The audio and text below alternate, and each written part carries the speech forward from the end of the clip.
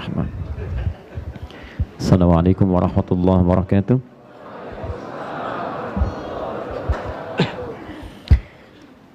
Alhamdulillahilladzi allafa baina qulubina fa asbahna bi ni'matihi ikhwana. Wassalatu wassalamu ala rasulillahilladzi arsalahu rabbuna jalla wa ala hudan lin-nasi wassirajan munira likaffatil alamin. فأمرنا بالاقتداء بسنته فقال قل إن كنتم تحبون الله فاتبعوني يحببكم الله ويغفر لكم ذنوبكم اللهم صل وسلم وبارك على رسولك الكريم نبيك الأمين سيدنا محمد وعلى آله وصحبه وأمته إلى يوم الدين أما بعد فيا عباد الله أوصي نفسي وإياكم بتقوى الله فقد فاز المتقون فلا تموتن إلا وأنتم مسلمون فقال تعالى يا أيها الذين آمنوا اتقوا الله حق تقاته ولا تموتن إلا وأنتم مسلمون. Saudara-saudariku dan pemirsa Akhir TV dimanapun Anda berada, Alhamdulillah kembali kita diberikan kesempatan untuk menjalani kehidupan di hari ini. Kita bermohon pada Allah semoga hidup kita hari ini mendapat bimbingan dari Allah Subhanahu wa Ta'ala untuk bisa lebih baik daripada hari-hari sebelumnya. Alhamdulillah di antara sekian yang hidup kita diberikan kesempatan untuk beriman kepada Allah dan kita berusaha untuk selalu berdoa semoga sebagian dari saudara-saudari kita yang belum beriman diberikan pancaran cahaya oleh Allah ke dalam jiwanya sebelum diwafatkan ia bisa bersyahadat dan beriman kepada Allah Subhanahu wa Ta'ala. Alhamdulillah di antara sekian hamba Allah yang beriman kita masih diberi kesempatan untuk menunaikan amal saleh. Karena rugi orang beriman jika tidak membuktikan keimanannya dengan menunaikan amal saleh. Demikian Allah turunkan satu surah di surah ke-103 untuk menegaskan keadaan ini. Wal 'asr innal insana lafi khusr illa alladhina amanu wa 'amilus shalihat. Allah berjanji demi waktu yang diberikan kesempatan pada manusia beraktivitas bahwa setiap manusia berpotensi mengalami kerugian kecuali orang beriman. Apakah cukup dengan iman saja? Tidak, karena kalimat imannya kemudian disandingkan dengan huruf waw. Wawnya ma'iyah. Ma'iyah itu menunjukkan kesempurnaan. Disandingkan, gak bisa dipisahkan. Di iman dengan amal soleh. Jadi mustahil, awas ya, ada amal soleh kalau tidak didasari dengan iman. Di perbuatan baik yang tidak didasari dengan iman itu tidak disebut dengan amal soleh. Ada orang misalnya, memberi makan pada orang lain, tapi tidak didasari dengan iman. Itu bukan amal soleh. Itu amal biasa. Amalun adi, rutinitas kebaikan biasa. Baru jadi amal soleh, dituliskan sebagai pahala, jika itu didasari dengan dasar keimanan dalam dirinya, dilakukan karena Allah Subhanahu wa Ta'ala. Bahkan orang sholat pun, kalau sholatnya tidak dikerjakan karena Allah, itu disebut celaka dalam Al-Quran. Fawailul lil musallin, celaka tuh orang salat. Apakah semua orang salat celaka? Tidak. Yang bagaimana yang celaka? Alladzina hum an salatihim sahun, alladzina hum yuraun. Yang lalai dalam salatnya, dia lalai karena menjadikan niat salatnya bukan karena Allah, tapi karena ingin dilihat oleh orang lain. Kenapa disebut celaka? Kenapa? Karena ada iman dalam dirinya, cuma imannya tidak digunakan. Celaka dia gitu. Kalau orang nggak sholat celaka itu wajar. Kalau tidak beriman, ya sudah pasti celakanya. Tapi kalau ini sudah ada iman, kenapa tidak digunakan, kata Al-Quran demikian. Dan juga demikian adanya, jika seorang merasa beriman tapi tidak dibuktikan dengan amal soleh, maka tidak sempurna keimanan dia. Karena itu jika seseorang mengharapkan masuk ke dalam surga, maka Allah membuka kalimat surga pertama dalam Al-Quran, menyandingkan iman dengan amal soleh. Demikian disebutkan di Quran surah kedua Al-Baqarah ayat ke-25. Ya wabashshiril ladzina amanu wa 'amilus shalihat anna lahum jannatin tajri min tahtihal anhar. Berikan kabar gembira pada hamba-hambaku, kata Allah, yang beriman dan beramal soleh. Saya telah siapkan surga untuk mereka dengan segala keindahan dan sungai-sungai yang mengalir di dalamnya. Jadi syarat masuk surga itu iman dengan amal soleh, tidak bisa dipisahkan keduanya. Jelas ya? Dan inilah pertemuan kita pada pagi hari ini untuk berikhtiar membuktikan keimanan kita dengan memperbanyak amal soleh yang insya Allah diridhai oleh Allah Subhanahu wa Ta'ala. Karena itu mari kita ikhlaskan niat kita, semoga dengan keikhlasan ini cepat ilmu kita dapatkan, mudah kita pahami, dan bisa diamalkan dalam kehidupan kita insyaAllah. Baik, materi kita akan lanjutkan dalam kesempatan pagi hari ini untuk meneruskan bagian fikih salat pada pembagian yang kedua, yaitu amalan pasca salat. Bagian pertama telah kita uraikan tentang tata cara salat atau sifat salat Nabi SAW. Yang kedua, amalan pasca salat, kita berada pada dua bagian terakhir. Dan setelah itu nanti bagian ketiga, pembahasan tentang salat jenazah. Baik, kita teruskan sekarang amalan pasca salat, merujuk pada keterangan Nabi SAW yang disebutkan dalam Sunan Ibnu Majah nomor hadis 925. Saya ingin tegaskan sejenak sebelum kita lanjutkan ke sesi yang ini, untuk memberikan rincian amalan yang kemarin telah kita bahas, supaya tidak nanti di antara kita melalaikan pembahasan yang lalu hanya untuk mendengar informasi yang sekarang. Saya tidak ingin apa yang kita bahas sekarang melupakan yang telah lalu, karena ada sifat pembelajar itu, maaf ya, sebagian sifat pembelajar setelah belajar materi yang lalu hanya menunggu yang sekarang. Begitu belajar yang sekarang, yang kemarin dilupakan. Dan celakanya persoalan ini sekarang melekat pada anak-anak didik kita, bahkan saat sekolah di sekolah-sekolah formal. Silahkan Anda cek, bahkan setelah selesai ujian yang dikejar cuma nilai, begitu nilai keluar ilmunya lupa. Coba tanya kembali anak-anak didik kita atau anak-anak bapak ibu setelah selesai ujian, tanyakan kembali materi ujiannya. Ah, materinya nggak penting mah, yang penting nilainya. Tuh. Jadi kalau ada yang seperti itu, maka kualitas pengetahuannya hanya tertuliskan di ijazahnya saja, nanti dalam praktikalnya sulit didapatkan. Ini hati-hati ya bapak ibu teman-teman sekalian. Ini sering kami dapatkan bahkan siswa yang di luar negeri. Anda bisa bayangkan nggak? Ada siswa Afrika belajar itu dari nol, sama sekali tidak bisa bahasa Arab. Al-Quran juga demikian. Bahkan huruf hijaiyah pun itu tidak tahu. Yang paling menarik, kawannya dari Indonesia datang kemudian itu sudah paham kaidah bahasa Arab, cuma bicara belum lancar. Akhirnya apa yang terjadi? Yang temannya ini yang Indonesia, tidak semua orang Indonesia ya, di sebagian. Jadi karena dia merasa sudah bisa, sudah tahu, dia jarang masuk kelas. Kadang masuk kelas pun tidak fokus, cuma dengar, karena dia merasa diujikan paling soalnya nggak jauh beda. Dia sudah tahu, sudah paham kaidah-kaidah itu. Yang ini masuk, kadang musim dingin pun yang orang jam 8, jam 9 tidur, dia sampai jam 1, jam 2 masih belajar. Anda tahu apa yang terjadi? 3 bulan kemudian, yang ini sudah lancar bahasa Arab, plus dengan kaidahnya. Yang ini hanya tahu saja kaidah bahasa Arab yang telah dia pelajari sebelumnya, dan bicaranya tidak selancar orang yang pertama ini. Yang ini lupa, yang kedua ini, bahwa di Arab belajarnya pakai bahasa Arab. Di Indonesia belajar kaidah bahasa Arab pakai bahasa Indonesia. Sedangkan yang ini dia masuk kelas, pengajarnya orang Arab. Di setiap yang diucapkan dia nggak bisa bahasa Indonesia, apalagi bahasa Sunda. Yang dia ucapkan pasti bahasa Arab. Maka setiap dia pulang dari sini dapat kosakata. Dan hebatnya, begitu ujian, ini betul-betul belajar bagaimana memahami apa yang akan diujikan. Yang ini menunggu karena merasa sudah mempelajari. Nah, itulah saking pentingnya, kaget. Nah, itu peringatan buat kita tuh. Jangan sampai terjadi seperti itu. Amalan pasca salat.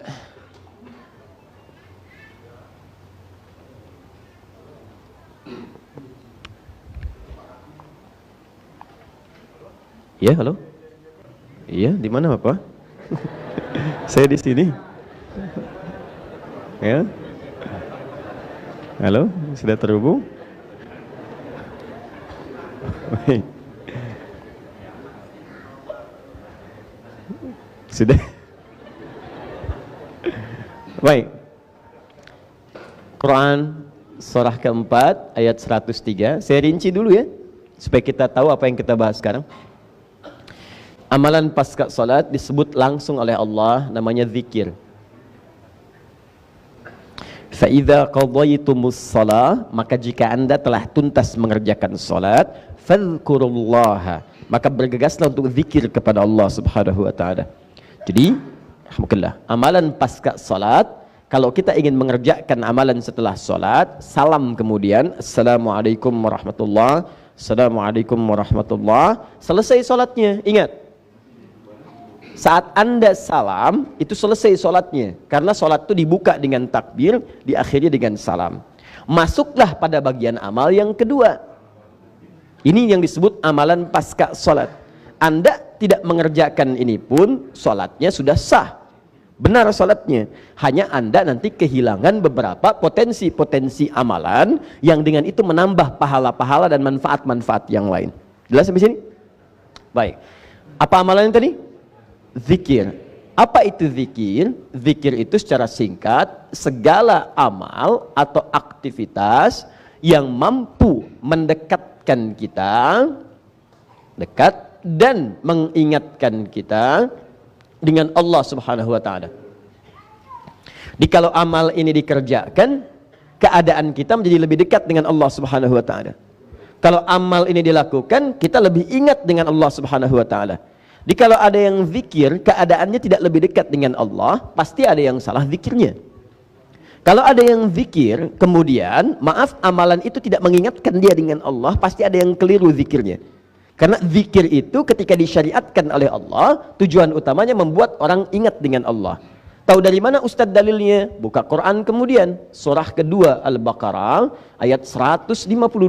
Paling kanan sebelah bawah. Fadhkuruni, maka berzikirlah kalian kepada saya. Ingat kepada saya. Azkurukum, maka aku pun akan ingat kepada kalian. Jadi kalau orang-orang ingat dengan Allah, maka Allah pun akan mengingatnya. Ini buktinya mustahil Allah ingat kepada kita kalau kita tidak ingat dengan Allah. Ada kedekatan diri kita dengan Allah Subhanahu wa taala. Paham? Baik. Jadi ini poinnya. Awas, saya ingin evaluasi setiap amalan kita pasca salat ketika kita berzikir kepada Allah, nanti kita lihat sejauh mana itu bisa mendekatkan diri kita dengan Allah Subhanahu wa taala. Apa amalan-amalan itu diantaranya? 1, bacaan istighfar, sudah kita bahas. Ya. Ditambah dengan doa Allahumma antas salam, di plus di hadisnya, kan? Ya Allahumma antas salam wa minkas salam tabarakta ya dzal jalali wal ikram, sudah saya bahas.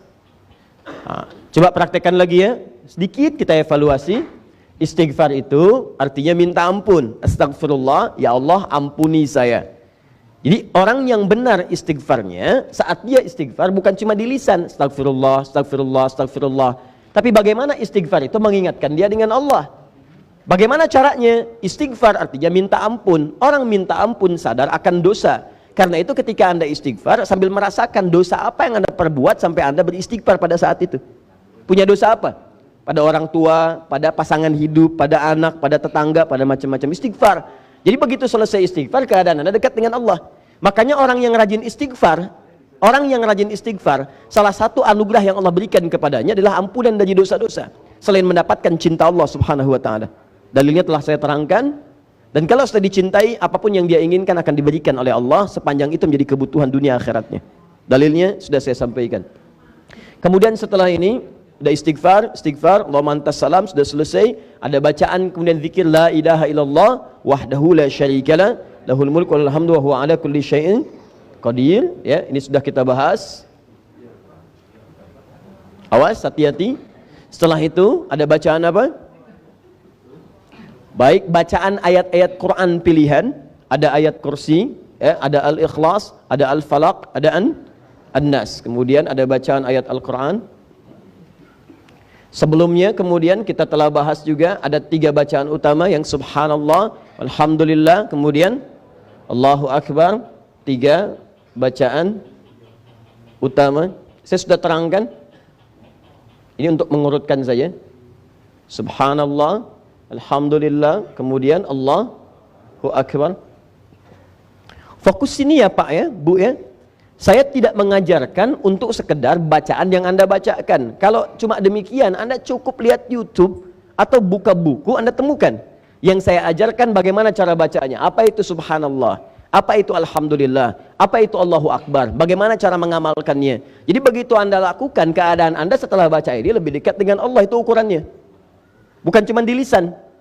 Masih ingat keterangan saya tempo lalu? Orang yang baca subhanallah, subhanallah itu artinya menepikan segala hal yang tidak terkait dengan sifat dan keagungan Allah Subhanahu wa taala. Jadi kalau sudah subhanallah, Allah tidak akan disekutukan dengan apa-apa lagi. Sedang nonton, Allahu Akbar, TV ditinggalkan. Ada pekerjaan, Allahu Akbar, pekerjaan bisa ditunda, bukan yang sifatnya mendesak. Maka Anda tunda dulu, tunaikan sholat. Itu yang disebut dengan subhanallah. Ya, maaf, alhamdulillah, semua yang kita kerjakan bermanfaat. Pakaian bermanfaat, ya, kendaraan bermanfaat, rizki bermanfaat, tidak korupsi, tidak mencuri. Jadi kalau tiap hari Anda ucapkan alhamdulillah, alhamdulillah, tapi korupsi juga, mencuri juga, menipu juga, berselisih juga, pasti ada yang salah di situ. Pasti ada yang salah. Apalagi maaf ya, maaf sudah menipu, mencuri. Ya begitu kemudian ditanya, ayo bawa tasbih, subhanallah, subhanallah, pakai peci, mulai pakai kerudung gitu kan. Nah, pasti ada yang salah. Nah, kalau ini sudah selesai, termasuk nanti bacaan ayat kursi. Nah, apa ciri keberhasilan orang yang zikir dengan bacaan-bacaan ini dengan termasuk ayat kursi? Maka kemudian dia akan dijaga oleh Allah dari pengaruh-pengaruh setan. Pertemuan lalu saya terangkan, ada setan masjid, setan rumah, setan macam-macam. Jadi kalau Anda benar zikirnya, Anda sudah punya benteng dengan setan. Makanya Allah turunkan surat benteng, surat perisai, surah ke-15 Al-Hijr. Inti surah Al-Hijr itu kan ada intinya di ayat ke-40. Ya, ketika iblis mengatakan kepada Allah, ya Allah, aku akan goda semua hamba-hambamu, aku akan palingkan darimu. Bahkan nanti di Al-A'raf itu aku akan goda dari depan, dari belakang, kanan, kiri. Cuma ada satu golongan yang sulit aku goda. Ya, bukan nggak digoda, dia mau goda, cuman nggak bisa. Seakan-akan ada perisai di sekitarannya. Siapa orang ini? Illa ibadaka minhumul mukhlasin. Yaitu orang-orang yang punya sifat mukhlas. Orang mukhlas berjuang untuk mukhlas. Perjuangannya disebut dengan mukhlis. Sifatnya disebut dengan ikhlas. Maka turun surah Al-Ikhlas. Qul huwallahu ahad. Menepikan dari iblis. Qul a'udzu birabbil falaq. Qul a'udzu birabbin nas. Puncaknya kemudian ayat kursi. Jadi kalau orang mengamalkan ayat-ayat ini dengan perilaku yang disebutkan dalam ayatnya, kerjakan ini, jauhi ini, maka Allah akan bentengi dia dari setan. Begitu setan akan menggoda, nggak tembus. Bukan nggak digoda, karena setiap orang hidup nggak akan lepas dari godaan setan. Cuman dia paham, begitu mau sholat muncul godaan, tunda dulu sebentar, toh belum qomat, tunda, maaf ya, saya mau sholat. Itu nggak ngaruh tuh. Jadi seakan-akan nggak ada pengaruh ke jiwanya itu. Jalan aja lewat. Malam tahajud dia nggak peduli. Mau Juventus lawan Inter Milan, mau skornya 1-0, terserah. Saya nggak peduli, saya mau sholat gitu. Jadi jalan aja, nyantai, lewat dan seterusnya. Nah itu kalau Anda sudah seperti itu, maka ada penjagaan Allah yang diberikan kepada Anda. Itu dijaga sampai dengan kembali pada Allah Subhanahu wa taala. Nah sekarang amalan selanjutnya, ini yang belum kita ambil, jadi ini sudah. Maksud saya, sampai hari ini kita membahas amalan-amalan itu, 4-5 amalan, apa yang sudah memberikan pengaruh pada jiwa kita, sebagai indikator keberhasilan pelajaran kita pada pertemuan yang lalu. Apakah sekarang sudah semakin dekat dengan Allah, semakin mensyukuri harta yang Allah titipkan kepada kita, apakah sampai hari ini sudah bisa melawan godaan-godaan setan untuk mengarahkan pada keburukan? Kalau itu sudah kita dapatkan sampai hari ini, minimal perjuangan kita ada, ini menunjukkan ada pengaruh-pengaruh dari apa yang kita pelajari untuk membuat diri kita lebih baik. Tapi kalau sampai hari ini misalnya tidak ada perubahan, berarti ada dua kemungkinan. Kemungkinan pertama, saya tidak baik dalam mengajar. Kemungkinan yang kedua, Anda tidak sungguh-sungguh untuk merubah diri lebih baik. Karena itu bertakwalah kepada Allah Subhanahu wa taala, karena kita tidak tahu kapan kita akan wafat. Kalau Anda masih datang ke sini, artinya Allah masih memberi kesempatan kita untuk jadi lebih baik sebelum wafat. Ya, dan tidak cukup dengan amin, berubah. Perubahan tidak terjadi dengan amin. Ayo. Amalan selanjutnya yang kita bahas sekarang, kita masuk kepada bab doa. Doa pasca salat. Ya. Nanti setelah doa, kita masuk kemudian ke bab salat lagi. Ada salat pasca salat. Dan bagian terakhirnya nanti kita masuk kepada bab musafahah atau bab bersalaman. Ini yang belum kita ambil. Ini sekarang kita masuk bab doa. Apakah boleh pasca salat kita berdoa? Nah, kalau boleh, apa dalilnya? Kalau kemudian kita berdoa pasca salat itu, maka doa apa yang biasa dibaca oleh Nabi sallallahu alaihi wasallam?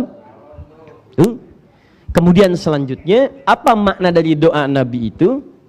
Dan yang terakhir pembahasan yang terkait dengannya, apakah doa itu dibacakan dengan keras ataukah silent? Dibacakan dengan berjamaah ataukah sendirian? Itu yang coba kita uraikan. Jelas Bu? Belum saya terangkan. Baik. Yuk kita mulai. Kita ambil kemudian dalam dalil Al-Qur'annya, Quran surah ke-7 ayat 205. Di ayat ini doa disebut dengan zikir. Ingat, karena amalan pasca salat amalannya apa? Zikir. Di antara makna zikir, doa. Dari mana diketahui di antara makna zikir itu doa? Buka Quran surah ke-7 ayat ke-205. Wadhkur rabbaka fi nafsika tadarruan wa khifatan wa dunal jahri minal qaul. Wadhkur, dan berzikirlah, maksudnya berdoa di situ. Silahkan kamu berdoa dengan penuh kelembutan, dengan penuh harap, dengan penuh kekhusyuan kepada Allah Subhanahu wa taala. Mohon, minta.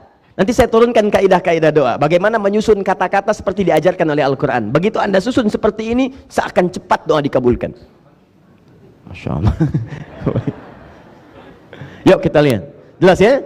Sekarang hadisnya, ambil hadis riwayat Ibnu Majah. Insyaallah kita sudah cek. Nomor hadis 925.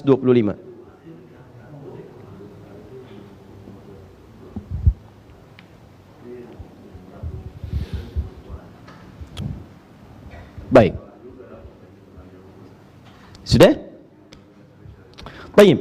Amalan pasca salat, setelah Anda ucapkan astaghfirullah, astaghfirullah, astaghfirullah, kemudian Allahumma antas salam, la ilaha illallah wahdahu la syarikalah, kemudian turun ke bawah bacaan ayat-ayat Quran, sebelumnya subhanallah, alhamdulillah, Allahu akbar. Setelah selesai, maka di antara yang diajarkan oleh Nabi sallallahu alaihi wasallam itu Anda bisa kemudian berdoa kepada Allah Subhanahu wa taala, diberikan kelapangan yang sangat luas. Silakan. Nah, di antara doa yang sering dibacakan oleh Nabi, bunyinya sangat singkat tapi isinya padat. Lihat kalimatnya. Allahumma inna nas'aluka. Kalau untuk banyak orang, kalau untuk sendirian, inni as'aluka. Ya Allah, sungguh kami memohon kepadamu, meminta kepadamu, ilman nafi'a, satu, ilmu yang bermanfaat. Dua, rizqan tayyiba, rizki yang berkah dan baik. Tiga, wa amalan mutaqabbala, dan amal yang diterima olehmu. Tiga hal. Satu, ini sudah paham yang ini? Baik, saya hapus boleh? Baik, masih ingat insya Allah? Masih ya? Amalan pasca sholat apa? Zikir, baik, alhamdulillah. Yang nomor 4 apa? Masya Allah.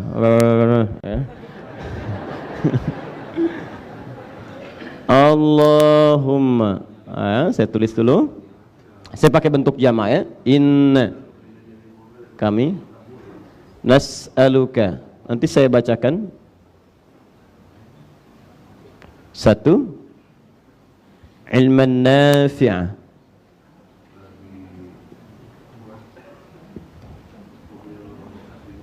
Dua, rizqan tayyibah.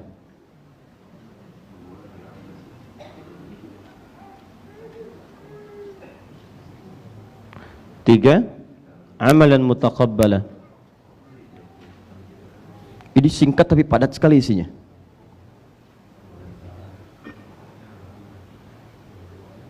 Mutaqabbalah. Ya, tiga hal ini terdapat di hadis riwayat Ibnu Majah nomor hadis 925. Ini doa yang sering kali dibaca oleh Nabi sallallahu alaihi wasallam pasca salat. Nah, perhatikan baik-baik ibu dan bapak cara memahami ya, cara memahami dari satu nas baik Al-Qur'an atau hadis yang kemudian nampak kepada kita. Dalam kaidah usul fikih nanti yang disusun oleh para ulama, usul fikih itu dasar-dasar menyimpulkan hukum. Kalau Al-Quran dan hadis disebut dalil hukum. Cara memahami hukum nanti ada kaidah hukum. Kaidah hukum disebut dengan kaidah fikih. Dasarnya disebut dengan usul fikih. Dalam usul fikih ada bab yang namanya al-am wal khas, umum dan khusus. Jadi kalau ada satu dalil disebutkan, apakah dalil ini petunjuknya khusus atau sifatnya umum? Jadi kalau dalam bab doa, misalnya cara memahaminya seperti ini. Apakah kalau Nabi berdoa seperti ini pasca sholat, apakah doa ini saja yang khusus dibaca pasca sholat, yang lainnya tidak boleh? Ataukah ini cuma petunjuk saja? Berdoa, boleh berdoa pasca sholat. Kalau kalian kebingungan ingin berdoa apa, inilah di antara doa yang bisa dibacakan. Ini dalam kaidah fikih disebut dengan, awas, tariqatu istinbatil ahkam, cara menyimpulkan hukum dari dalil yang ditampilkan kemudian dari nas-nas syariat. Nah, bagaimana cara menyimpulkan ini? Karena sementara orang seringkali ada yang keliru memahami. Pokoknya kalau kata Nabi ini aja, yang lainnya salah. Kalau kata Nabi doa yang ini yang dibaca, yang lain tidak tepat. Tidak begitu, Ferguson. Ya. Cara menyimpulkannya tidak begitu. Kenapa? Ya kalau Ferguson yang tanya, kan kita jawab. Satu, lihat sini. Jika itu tidak dikhususkan kemudian diikat oleh qarinah-qarinah, keadaan-keadaan lain yang menunjukkan makna khusus, maka sifatnya itu adalah umum. Awas, umum dengan pemaknaan yang dimaksudkan bukan kalimatnya, tapi unsur doanya. Doa. Contoh doanya ini kalau mau dibacakan. Kalaupun Anda punya keperluan lain yang sifatnya mendesak dan belum sempat dibacakan dalam sholat, sujud tidak terbacakan misalnya, tidak memohon dalam hati, dalam ruku pun tidak terbacakan, sebelum salam tidak terungkapkan dalam hatinya, maka pasca sholat boleh dilafadzkan. Karena dalam sholat itu kita hanya melafadzkan bacaan-bacaan yang langsung dicontohkan oleh Nabi. Duduk di antara dua sujud misalnya, Rabbil firli warhamni wajburni dan seterusnya, kita nggak bisa melafadzkan minta yang lain. Dalam sujud, subhanakallahumma bihamdika Allahumma gfirli, subhana rabbiyal a'la wa bihamdi, itu. Tapi mengungkapkan yang lain apalagi pakai bahasa kita tidak bisa, kecuali dalam hati. Kalau Anda ingin mengambil momentum untuk memohon kepada Allah, doa yang khusus Anda butuhkan, sedang Anda alami, sedang akan anak ujian, akan ada yang masuk pesantren, ada di kantor persoalan, di rumah tangga masalah belum selesai, Anda mau minta, sedangkan Anda tidak menemukan kalimat-kalimatnya di dalam kalimat-kalimat yang ini, maka boleh kemudian Anda memohon kepada Allah bahkan dengan bahasa Anda. Silakan. Mau pakai bahasa Indonesia? Boleh. Mau pakai bahasa Sunda? Boleh. Bahasa Padang? Boleh. Jawa? Silahkan. Karena sholatnya sudah selesai. Yang ada sekarang kedekatan Anda dengan Allah dibangun dengan amalan-amalan zikir, di antaranya doa. Jelas? Dari mana isyarat doa boleh? Dengan adanya doa Nabi Sallallahu Alaihi Wasallam. Tapi cara memahami doa ini adalah prinsipnya, ini gambaran umum kebolehan berdoa pasca sholat. Itu yang harus disimpulkan pertama kali. Jelas? Nanti kalau setelah itu, Ustadz, kalau Anda bertanya, ada nggak doa dari Nabi yang bisa saya bacakan pasca sholat? Ada, contohnya ini. Jelas ya? Jadi jangan disimpulkan bahwa pasca sholat itu yang dibaca cuma yang ini saja, yang lain tidak boleh. Itu kesimpulan yang tidak tepat. Paham? Ini cara menyimpulkan dalam hukum fikih. Nanti banyak bab semacam ini, banyak sekali. Ya, di antaranya kita pahami tentang bab zakat, itu sering saya contohkan. Nabi zakat pakai gandum, pakai kurma, contohnya kan jelas. Ya kan? Tapi kaidahnya menunjukkan itu hukum umum dalam berzakat. Contohnya pakai gandum dengan kurma, tapi hakikatnya yang ditunjuk makanan pokok. Kalau makanan pokoknya bukan gandum dan kurma, maka boleh dia berzakat dengan makanan pokok yang dia gunakan. Bapak apa makanan pokoknya? Beras ya ibu. Sama kayak ayam, kayak bebek, beras ya. Alhamdulillah. Kalau saya nasi bu, ya. Sumbernya dari beras. Alhamdulillah. Paham ya? Jadi saya ingin simpulkan dulu yang pertama, boleh berdoa pasca sholat. Setelah tadi melakukan amalan-amalan yang telah kita kerjakan, dan itu bagus, saya sarankan, sebetulnya tidak ada aturan, misalnya harus astagfirullah dulu, harus misalnya subhanallah dulu. Kalau Anda pasca sholat setelah salam ingin berdoa pun, itu secara fikih diperkenankan. Tapi kalau saya anjurkan, ikuti urutan-urutannya, dan manfaat dari urutan itu membangun kedekatan kita dulu dengan Allah. Istighfar, minta ampun, sudah bersih hatinya, bangun kedekatan dengan Allah, subhanallah, alhamdulillah, Allahu Akbar. Begitu sudah merasa dekat, jadi berdoanya enak. Di saat Anda berdoa itu seakan-akan sudah punya kedekatan dengan Allah Subhanahu wa taala. Pengabulan itu mudah. Ya dibandingkan dengan belum apa-apa sudah berdoa. Makanya kenapa rahasianya dalam sholat, masih ingat pelajaran yang lalu? ketika Anda ingin pindah gerakan satu kepada yang lainnya, maka para ulama mengatakan jangan langsung berdoa sebelum Anda tumakninah dalam posisinya. Awas, bahkan bahasa Nabi. Awas, wala tasjud, jangan sampai kemudian dia sujud. Ya, hatta yatma'inna fis sujudi, sampai kemudian dia merasa tenang dalam sujudnya, tumakninah. Jadi bukan berarti baru turun sami Allahu liman hamidah, Allahu akbar, belum napak dah doa. Subhana rabbil a'la, subhanakallahumma wa bihamdika Allahumma ighfirli. Itu enggak ada bekas di jiwanya. Baru bangkit, Allahu akbar, duduk di antara dua sujud, sudah doa. Rabbighfirli warhamni. Kenapa enggak tenang dulu? Duduk dulu, tenangkan hati dulu, darah beredar dengan nyaman, baru berdoa. Sami Allahu liman hamidah, tenang dulu. Hatta ta'tadila qaiman, sampai dengan tegak sempurna. Begitu selesai baru teruskan kemudian. Ya, sami Allahu liman hamidah sambil berdiri. Rabbana walakal ham bil as-samawati wa mil al-ardi wa mil bainahuma, dan seterusnya sampai selesai doanya. Paham?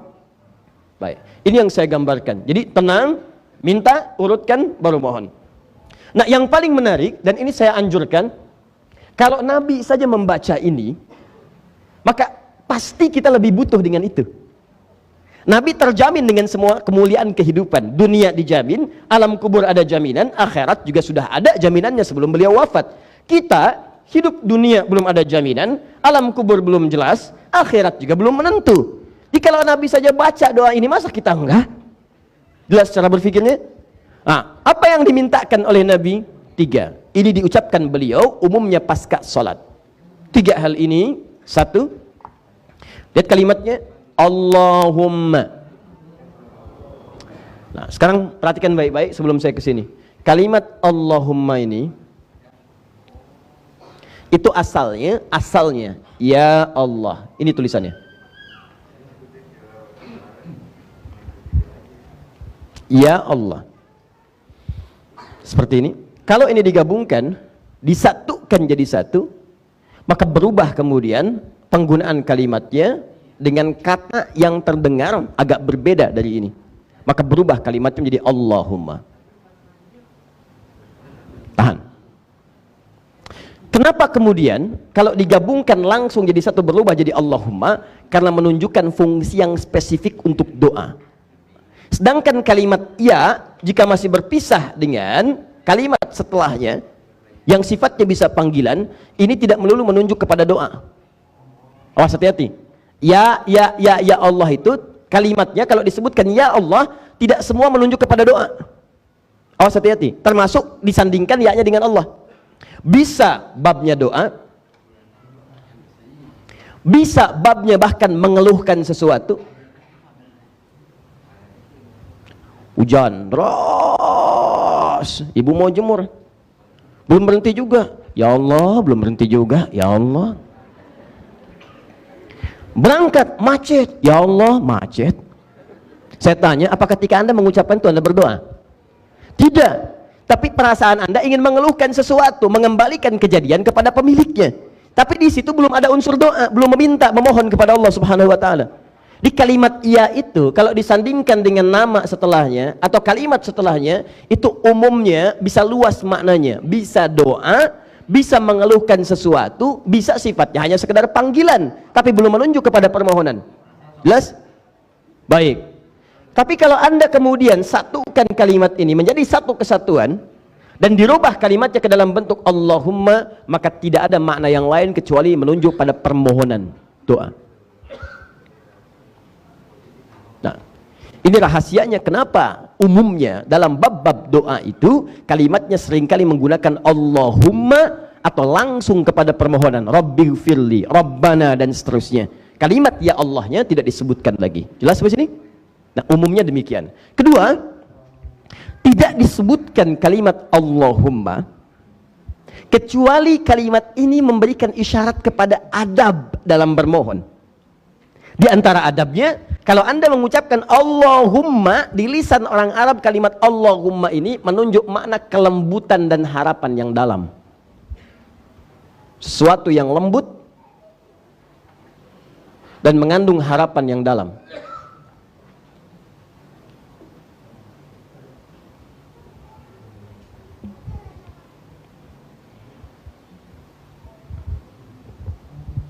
Sudah?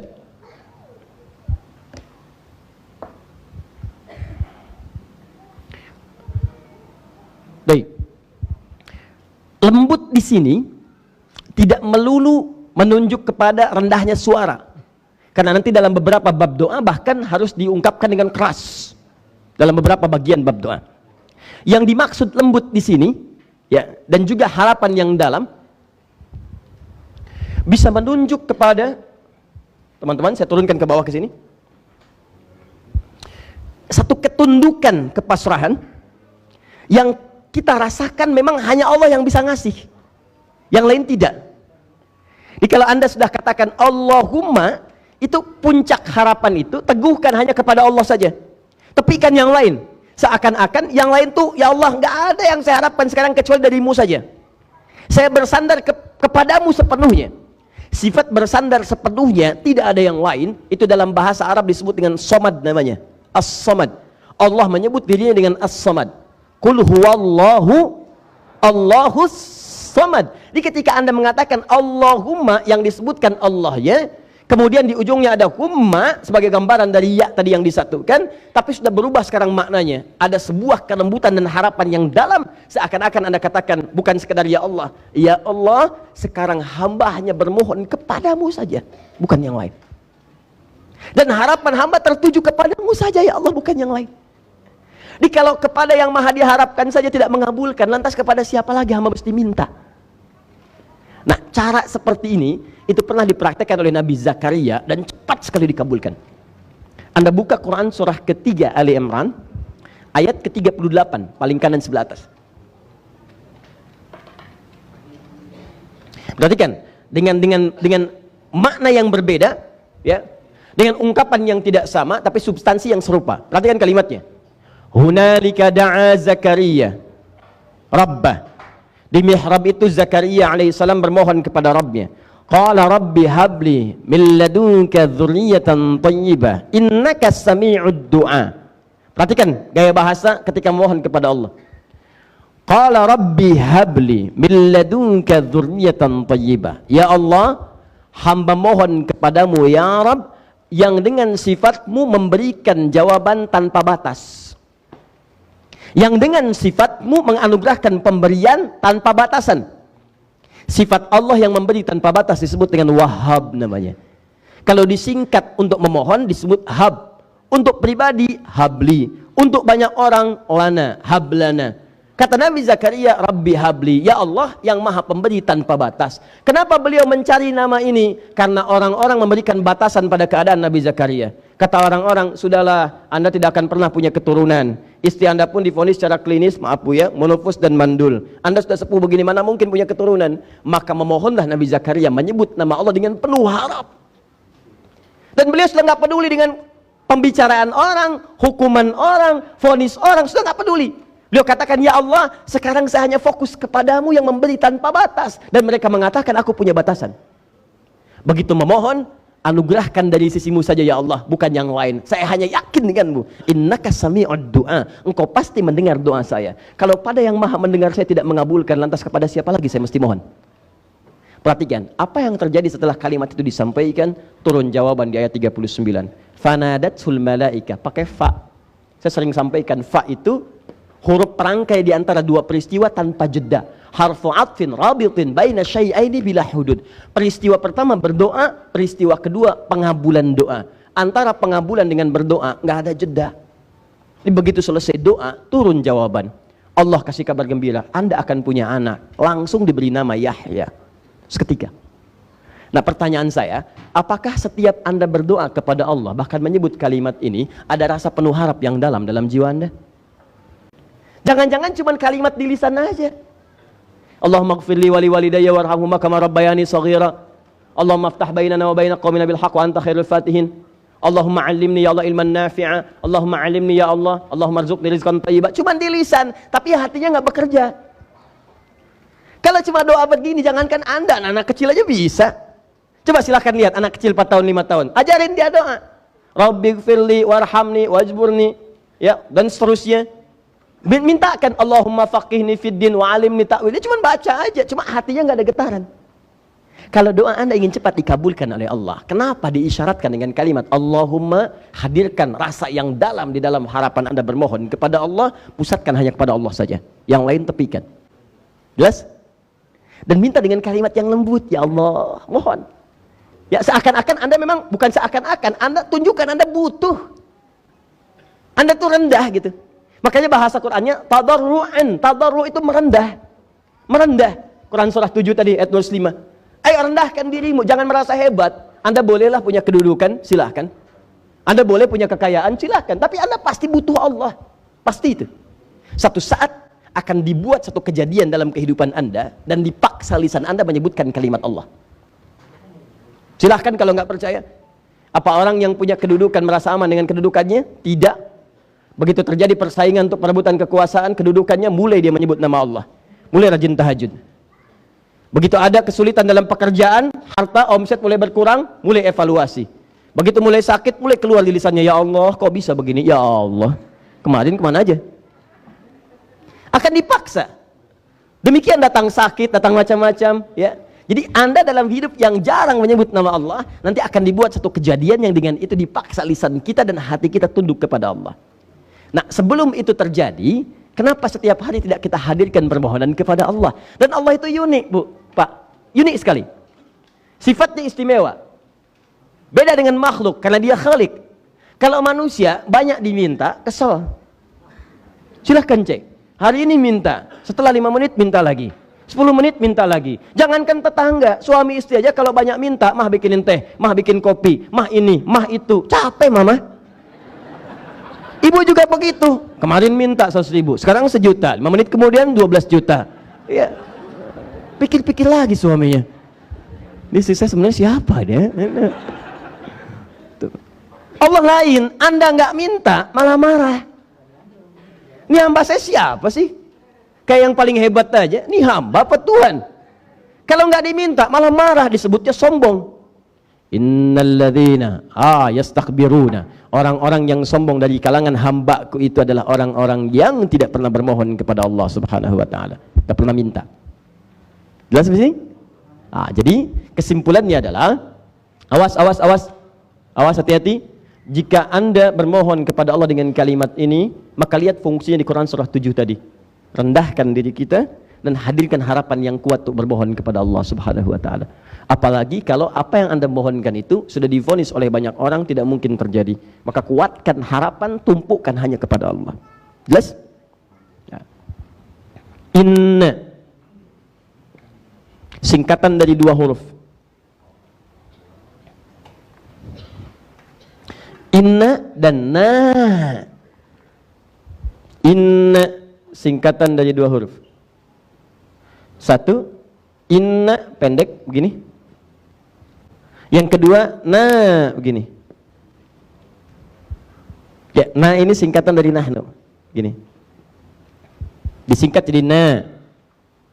Baik. Fokus. Inna yang ini itu disebut dalam ilmu nahwu dengan harfu taukidin wa nasbin. Huruf taukid untuk menguatkan satu keinginan, menguatkan satu informasi, wa nasbin, dan menancapkan keinginan kuat itu di dalam jiwa yang paling dalam. Orang Arab tidak mengatakan nasabin kecuali ungkapan mereka nasabar rajulu asahu alal ardi. Seorang laki-laki menancapkan dengan kuat tongkatnya ke bumi, ke tanah. Kalau sudah tegak kuat, sulit untuk bergoyang seperti ini, itu disebut dengan nasib, nasaba. Ini harfu nasbin wa taukidin. Huruf untuk menguatkan satu hal yang akan disampaikan dan menancapkan kekuatan itu dalam jiwa yang paling dalam. Seakan-akan, kenapa kalimat ini muncul? Kalau disatukan inna dengan na, maka jadinya begini. Na menunjuk kepada bentuk jama', kami. Kalau saya sendiri ganti pakai i, ini. Itu pribadi sendiri, menunjuk kepada satu orang. Kalau banyak ganti pakai a, inna, gampang. I, saya, na, banyak. Rumah, bait, rumah saya. Baiti, ujungnya tinggal ganti pakai i, baiti, rumah saya. Rumah kami, baituna, a. Masjid, masjid saya. Masjidi, masjid kami, masjiduna, a, banyak. Ini saya, inna kami. Kenapa menggunakan seperti ini? Ada tasdidnya karena gabungan dari inna dengan na. Yang ini punya fungsi penguatan dan menancapkan dengan kuat apa yang ingin dikuatkan itu. Seakan-akan Anda mengatakan, ya Allah, Saya bermohon kepadamu dengan penuh harap, dengan segala ketidakberdayaan saya minta ya Allah dengan harapan yang sangat kuat. Saya mohon ya Allah sepenuh jiwa, saya mohonkan, tancapkan ini dalam jiwa kita. Nas'aluka, kami minta kepadamu hal-hal yang ingin kami sampaikan ini. Jadi seakan-akan penggunaan kalimat inna ini jangan tanggung. Kalau berdoa, maaf ya, jangan diberikan kalimat-kalimat itu yang kemudian menyiratkan keraguan dalam permohonan. Di seakan-akan permohonannya nggak kuat. Ya Allah, mohon mudahkan aku untuk meminangnya ya Allah. Berikan kelancaran dalam lamaran. Itu pun kalau engkau berkehendak. Kalau tidak ya terserah engkau. Susah. Ya Allah, luluskan anakku dalam tes besok ya Allah. Hamba mohon supaya dia menjadi ahli Al-Quran. Itu pun kalau sesuai dengan kehendakmu. Kalau tidak ya terserah engkau ya Allah. Nggak bisa.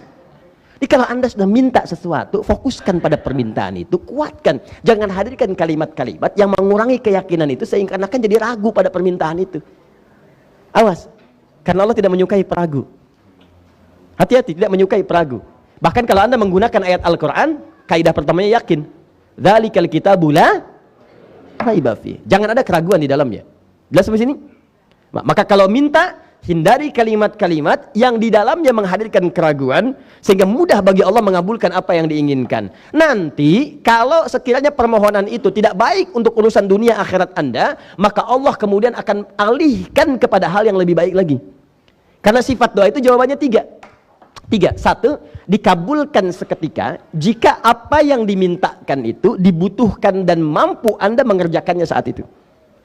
Anda minta, ya Allah, anugerahkan saya kendaraan ya Allah, sepeda pun tidak apa-apa ya Allah, saya mohon sepeda ya Allah untuk memudahkan saya ke masjid. Anda butuh benar, seketika bisa diberi kemudahan untuk dapatkan itu. Ada yang kedua, Allah tunda apa yang anda mintakan sampai anda sanggup kemudian menjalani dan mengerjakannya. Anak anda usia 5 tahun minta kepada anda dibelikan mobil, maaf, mobil, dan anda punya kemampuan untuk membeli itu. Pertanyaan saya, dibelikan nggak? Tidak. Anda tunggu dia sampai dia sanggup untuk bisa mengendarainya dan punya kewenangan kemudian dilegalkan oleh hukum untuk bisa menggunakannya. Sementara anda belikan mobil-mobilan dulu misalnya, ya boleh. Ada yang ketiga, maaf, diganti oleh Allah pada apa yang anda butuhkan, bukan apa yang anda inginkan. Karena Allah hanya mengabulkan apa yang anda butuhkan, bukan apa yang anda inginkan. Anak anda sakit, kata dokter jangan makan jeruk. Kalau apel boleh. Dia minta jeruk setelah itu. Mama jeruk, papa jeruk. Masya Allah. Karena kata dokter itu tidak bagus, anda berikan apel. Begitu diberikan apel, anak anda mengatakan, gak mau apel, pakai jeruk. Anda katakan, nah ini apel rasa jeruk. Coba misalnya, makan. Nah kadang demikian. Anda mintanya sepeda, kata Allah ini kurang bagus buat kamu. Yang bagus motor. Dialihkan kemudian pada yang demikian. Biasanya kalau seperti itu bahagia. Yang berbeda itu minta motor dikasih sepeda. Nah, itu kadang-kadang yang sulit menerimanya. Nanti di situ kaidahnya ada di Quran surah kedua ayat 216. Kembali ke sini. Paham sampai sini? Baik, jadi kalau dengan saya belajarnya pelan-pelan ya, supaya paham betul apa yang disampaikan. Allahumma, kalau bermohon penuh harap, kemudian merendah, jangan merasa punya, jangan merasa hebat. Kemudian yang kedua, inna, kuatkan keinginan, jangan selipkan keraguan pada apa yang diminta. Baru setelah itu sebutkan keinginan apa yang ingin dimohonkan. Satu, kata Nabi, ilman nafi'. Sekarang kita bahas rahasianya. Apa rahasia yang pertama ini? Saya hapus dulu ini. Allahumma inna nas'aluka ilman nafi'a, ilmu yang bermanfaat. Bukan cuma ilmu, tapi ilmu yang bermanfaat. Ilmu yang bermanfaat.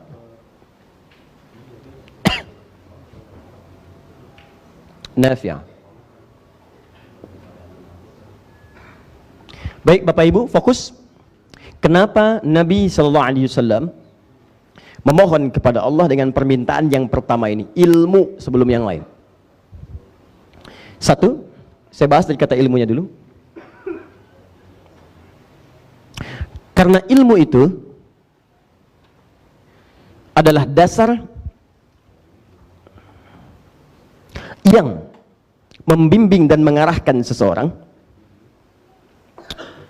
pada benarnya satu perbuatan.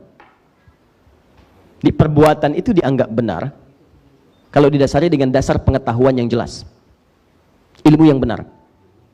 Di pangkal segala sesuatu itu ilmu. Makan nggak tahu ilmunya, susah makan.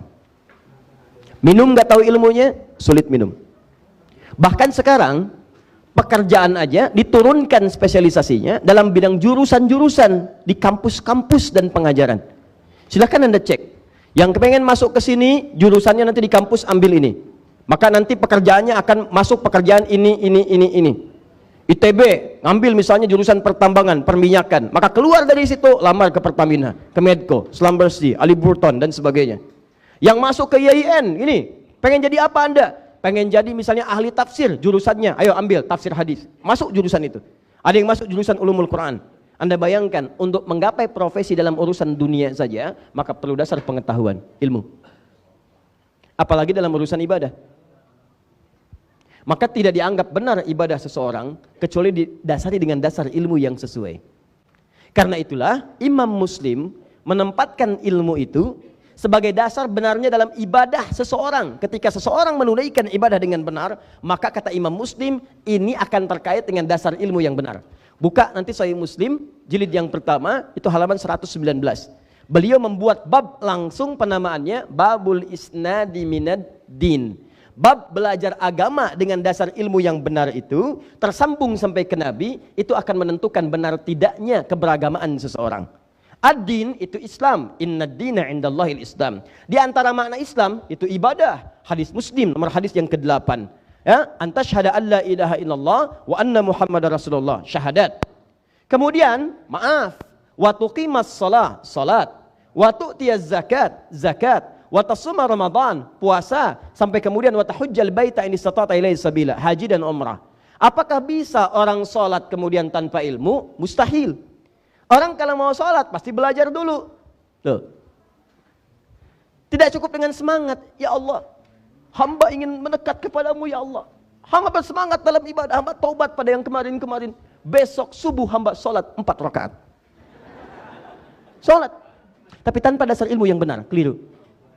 Bahkan syahadat ini, syahadat pun itu harus dasarnya dengan dasar ilmu. Awas, hati-hati. Asyhadu an la ilaha illallah wa asyhadu anna Muhammadar Rasulullah. Apa cukup kemudian Anda langsung bersyahadat? Ada orang Islam mengucapkan syahadat dalam salatnya, ada non-muslim pengen kemudian masuk Islam, apa yang kemudian dikatakan oleh Al-Quran? Teman-teman, bahkan yang sudah bersyahadat pun diminta oleh Allah cari ilmu untuk menguatkan syahadatnya. Buka Quran surah ke-47 ayat ke-19. Fa'lam, maka Anda mesti punya ilmu, cari pengetahuan, belajar annahu, untuk menetapkan la ilaha illallah, tidak ada Tuhan selain Allah. Jadi kalau Anda nanti disoal oleh orang, kenapa Tuhannya pilih Allah tidak yang lain? Anda bisa jawab. Kalau Anda disoal, kenapa kitabnya Al-Quran percaya firman Allah? Anda bisa jawab.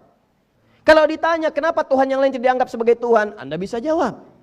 Nah, kalau Anda tidak belajar ilmunya, disebut dengan ilmu tauhid itu, lisannya la ilaha illallah, dikasih Indomie, pindah.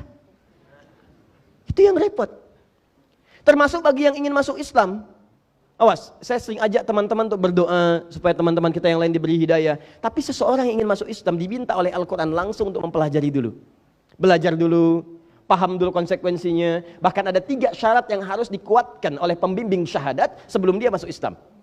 Awas, hati-hati. 1, Quran surah kedua ayat 256, paling kiri sebelah bawah. La ikraha fid din. Tidak boleh paksa orang memeluk ad-din. Ad-din itu Islam. Inna dina indallahil Islam. Jadi nggak boleh kalau ada seorang mau masuk Islam dipaksa-paksa, baik halus ataupun kasar. Dibujuk kasih bantuan supaya masuk Islam, dosa. Yang bujuk dosa. Dengan yang kasar sangat berdosa. Hati-hati. Maka dari Islam itu ketika orang akan bersyahadat tanya, dipaksa nggak? Ada yang rayu nggak? Ada yang bujuk nggak? 2, maaf ya, cuma di Islam nih indah sekali. Kalau yang masuk Islam ini masih punya orang tua, dan orang tuanya juga bukan muslim atau belum masuk Islam, dan anaknya mendapat hidayah duluan untuk masuk Islam, maka berlaku kaidah yang sangat tegas dalam Al-Quran. Diamanatkan sebelum syahadat dia. Buka Quran surah ke-31 ayat 14-15. Awas, hati-hati. Lihat kalimatnya. Setelah Allah mengatakan wa wassaynal insana, paling kiri sebelah atas. Wassaynal insana biwalidayhi hamalathu ummu wahnan ala wahnin. Awas, wa fisaluhu fi amaini anishkurli wa liwalidayka ilayyal masir. Perhatikan kalimatnya. Allah terangkan dulu kedua orang tua bagaimana jasanya kepada anak. Bahkan ibu yang mengandung, lelah, macam-macam diminta untuk berbakti pada orang tua. Diteruskan ayat 15-nya. Wa in jahadaka ala an tusyrika bi ma laysa laka bihi ilm fala tuti'huma wa sahibhuma fid dunya ma'rufa. Kata Allah, kalau kamu sudah muslim atau muslimah bagi perempuan, tapi orang tua kamu belum mendapatkan hidayah, lalu kamu dipaksa untuk ikut ibadah pada kepercayaan mereka, kamu boleh tolak dengan cara yang lembut. Dengan cara yang lembut. Jangan ikuti kalau belum tahu dasar ilmunya. Tapi yang paling menarik, wasahibhuma fid dunya ma'rufa. Tapi kamu jangan tinggalkan mereka dalam urusan dunia. Tetap berbakti kepada mereka dalam urusan dunia. Kalau punya harta, bagi. Kalau punya hadiah, berikan. Jadi ini indah, dicoba di Quran nih. Beda keyakinan, tapi dalam urusan dunia toleransinya berjalan. Jangan ajari umat Islam tentang toleransi. Itu pemilik toleransi yang paling dalam. Ada orang-orang kekinian yang telat bangun. Mohon maaf, dia telat sadar ngajarin umat Islam tentang toleransi. Jangan diajarin. Kitab kami itu penuh dengan ajaran toleransi. Bahkan orang yang masuk Islam, bapak ibunya belum muslim. Kata Al-Quran, dalam hubungan dunia perlakukan dengan baik. Jangan putus hubungan, jadi salah. Kalau ada orang masuk Islam, memutus hubungan dengan bapak ibunya itu keliru. Patut dipertanyakan belajar dari mana. Yang ada yang sudah didorong, doakan, minta kepada Allah, bahkan dikasari tetap berkata yang baik, dibenci tetap kirimkan hadiah, dan itu dakwah. Ini bukan Anda masuk Islam, merubah penampilan, seakan-akan jadi lebih baik, tapi Anda memutuskan hubungan, pasti ada yang salah di situ. Ada yang tidak sempurna. Coba cuma di Islam kalimat itu. Dan ketiga, pastikan ketika akan masuk Islam tanya supaya fikir-fikir dulu harus menunaikan ketentuan syariat dalam Islam. Quran surah kedua ayat 208. Ya ayyuhalladzina amanu dukhulu fis-silmi kafah. Nanti sholat loh. Ayo, siap enggak sholat 5 waktu? Siap. Tapi habis ini nanti sholat lagi. Namanya asar. Siap? Siap. Apa enggak pikir-pikir dulu? Siap Ustadz atau 50-50. Kalau dia sudah yakin baru syahadatkan. Nah itu ilmu namanya ini. Nanti kalau dia syahadat tanpa ilmu, didorong, apalagi yang membimbing pun tidak ada ilmunya. Yang paling bahaya adalah mengarahkan pada yang tidak bagus. Kalau kamu sudah syahadat, orang tua kamu itu kafir. Ingat itu ya, kafir dia. Jangan bergaul, tinggalkan, ini, itu. Pasti ada yang salah. Pasti yang salah. Makanya ketika ini saja kalimat syahadat, apalagi kalau syahadat itu tidak diisi dengan ilmu yang baik, maka diarahkan pada yang keliru. Ada yang tembak atas nama Allah, bunuh orang atas nama Allah dan sebagainya. Bukan dalam ketentuan yang dibenarkan oleh syariat. Itu yang paling bahaya. Jelas? Baik, teruskan. Halo? Kenapa jadi tegang begini? Ini penting saya tekankan, karena kasus-kasus seperti ini seringkali terjadi. Makanya kami berikan arahan supaya dikembalikan kepada jalan-jalan yang benar. Ya. Ini lihat, sholat tadi sudah, ini sudah ilmu. Jadi kalau Anda minta, ya Allah, anugerahkan kami ilmu pengetahuan. Kenapa Nabi minta diawalkan ini? Karena semua amalan-amalan yang kita kerjakan itu dasar penerimaan pertamanya berasal pada sumber pengetahuan. Ilmu. Tapi bukan ilmu biasa, teruskan kalimatnya. Ilman nafi'a. Ilmu yang membawa manfaat. Apa dikira yang koruptor itu nggak punya ilmu? Punya. Bahkan ngasih kode. Lihat kode-kodenya itu. Besok tolong bawakan batik ya, batik. Masya Allah. Kijangnya ditaruh di mana? Kijang. Ya, padahal dolar maksudnya. Dan sebagainya. Ilmu. Apakah pencuri kotak infak di masjid gak punya ilmu? Punya. Bahkan dia ngawasin dulu mana CCTV-nya, kemana arahnya, kapan mereka takbir, siapa imamnya, rakaat keberapa dia ngambil kotak infak, ada. Apa yang mencuri motor tidak punya ilmu? Ada. Bahkan mulai latihan. Wah, begitu latihan masih 5 detik kata bosnya, wah harus lebih cepat lagi, harus lebih cepat lagi. Latihan lebih cepat sampai sepersekian detik dia lakukan baru jalan. Begitu praktek lupa, bos susah nih, sabar, terusin, sabar. Udah bayangkan? Dia praktekkan sabar bukan pada tempatnya. Dia praktekkan ilmu kecepatan bukan pada tempat yang semestinya. Jadi kalau pembuat maksiat aja pakai ilmu, apalagi orang untuk taat. Tapi apakah ilmu yang dipelajari bisa bermanfaat? Itu belum tentu. Maka Nabi mintakan kepada kita, kalau Anda bermohon minta ilmu, jangan sekedar pintar, Bu. Jangan sekedar pintar. Ya Allah, jadikan anak saya pintar. Pintar yang bermanfaat. Ya Allah, jadikan anak saya ahli Quran yang bermanfaat. Karena ahli Quran dibagi 3 bagian oleh Al-Quran. Nanti buka Quran surah 35 ayat 32. Nanti ada ahli Al-Quran yang zalim. Dia gunakan Qurannya untuk mencari kebutuhan dunia dan memuaskan hawa nafsunya. Ada yang muqtasid, cukup bagi diri pribadi tapi belum bisa berbagi. Ya maaf kalau di masjid tuh mojok-mojok, deket tiang, ngulang-ngulang hafalan, tapi diminta jadi imam belum bersedia. Diminta ngajar belum mau. Itu baru untuk pribadinya saja. Yang ketiga, sabiqum bil khairati biiznillah. Dia bisa berbagi dalam kebaikan. Nah sekarang pertanyaannya, apa ciri ilmu yang bermanfaat itu? Termasuk nanti saya tekankan kepada teman-teman yang belajar. Apakah Anda saat duduk di majelis ilmu, ilmunya disebut bermanfaat oleh Al-Quran dan hadis? Ini ukurannya. 1, langsung saya percepat. Ilmu yang bermanfaat itu, keterangan pertama yang disebutkan oleh Allah dalam Al-Quran terdapat di Quran surah ke-58 ayat ke-11. Quran surah ke-58 ayat ke-11. 1, yang disebut ilmu yang bermanfaat itu, pertama keterangan Allah adalah ilmu yang bisa mengangkat keimanan seseorang. Bahasa paling singkatnya, ilmu yang bisa menguatkan iman. Itu yang paling bermanfaat.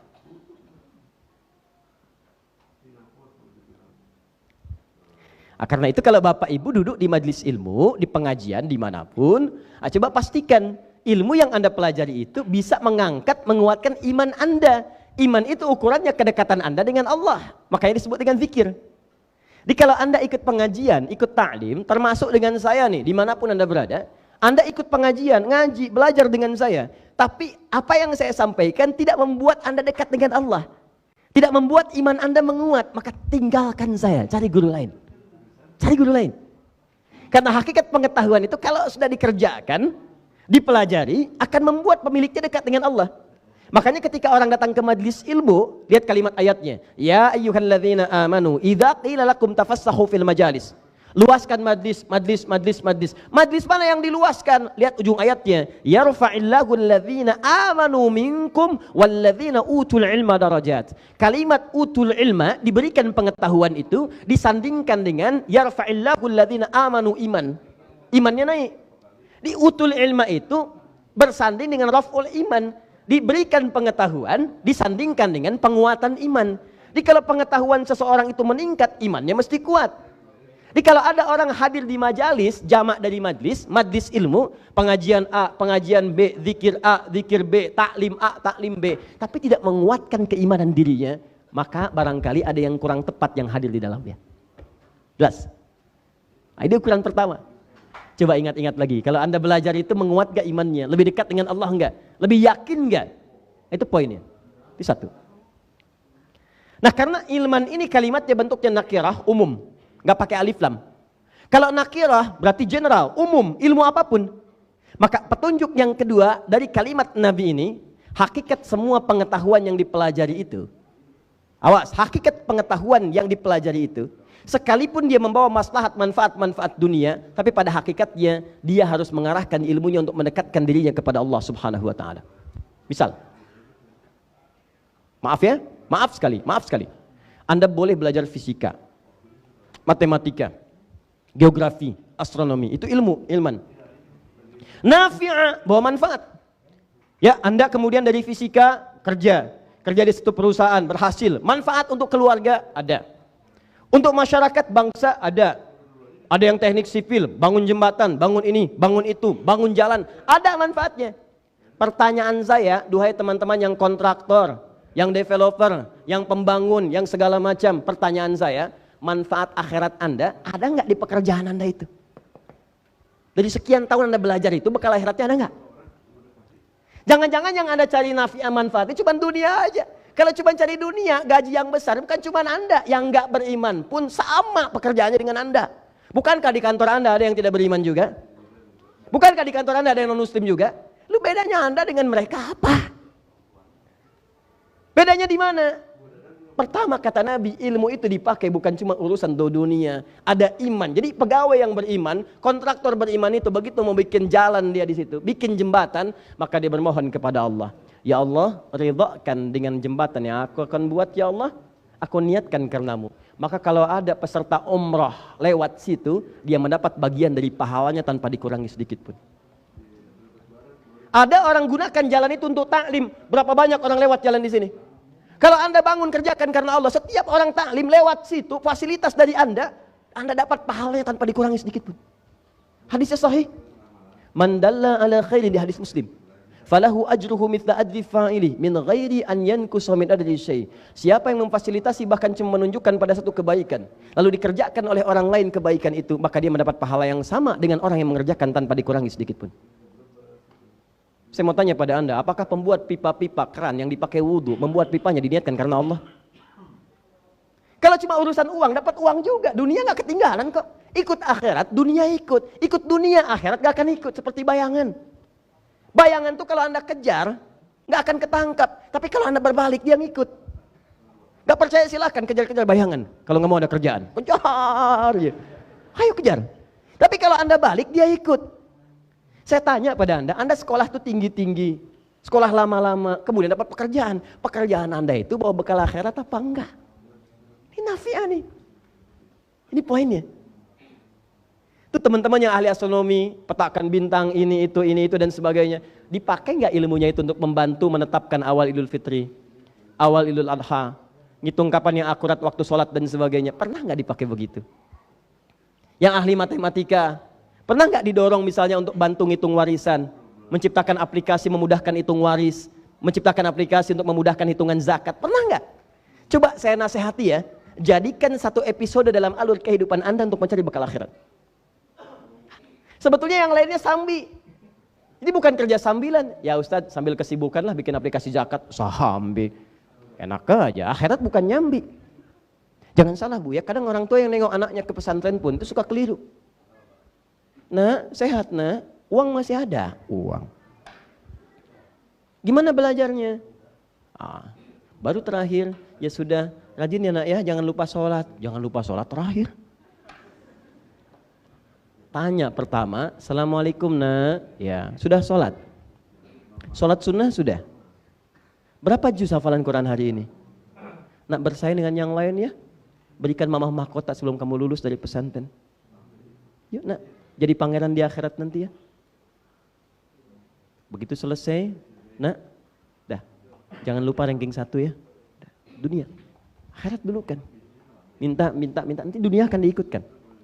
Jadi kalau orang tua yang peduli hanya urusan dunianya saja, nanti akhiratnya melambat untuk hadir kepada anak-anaknya.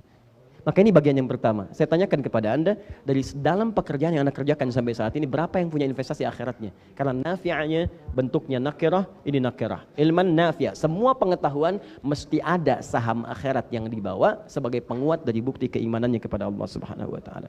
Jadi seorang dosen yang beriman, maka dia akan arahkan ilmunya untuk mendekatkan salah satu di antaranya kepada Allah Subhanahu wa taala. Seorang kontraktor, developer yang lain yang beriman, maka dia niatkan pembangunannya untuk mendapatkan ridha Allah Subhanahu wa taala. Makanya mustahil ada orang yang tergerak untuk bangun maksiat. Mustahil.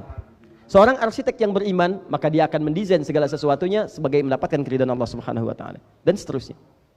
Ini poinnya. 1. Jelas ya? Nah, ini bagian yang pertama. Dan seorang ibu yang beriman, dia akan mendidik anaknya apapun yang kemudian dia akan pilih untuk menjadi wasilah mendekat kepada Allah Subhanahu wa taala. Jadi orang pintar ya. Di antara ciri orang pintar, dia punya visi akhirat, bukan cuma dunia. 2, ciri yang kedua.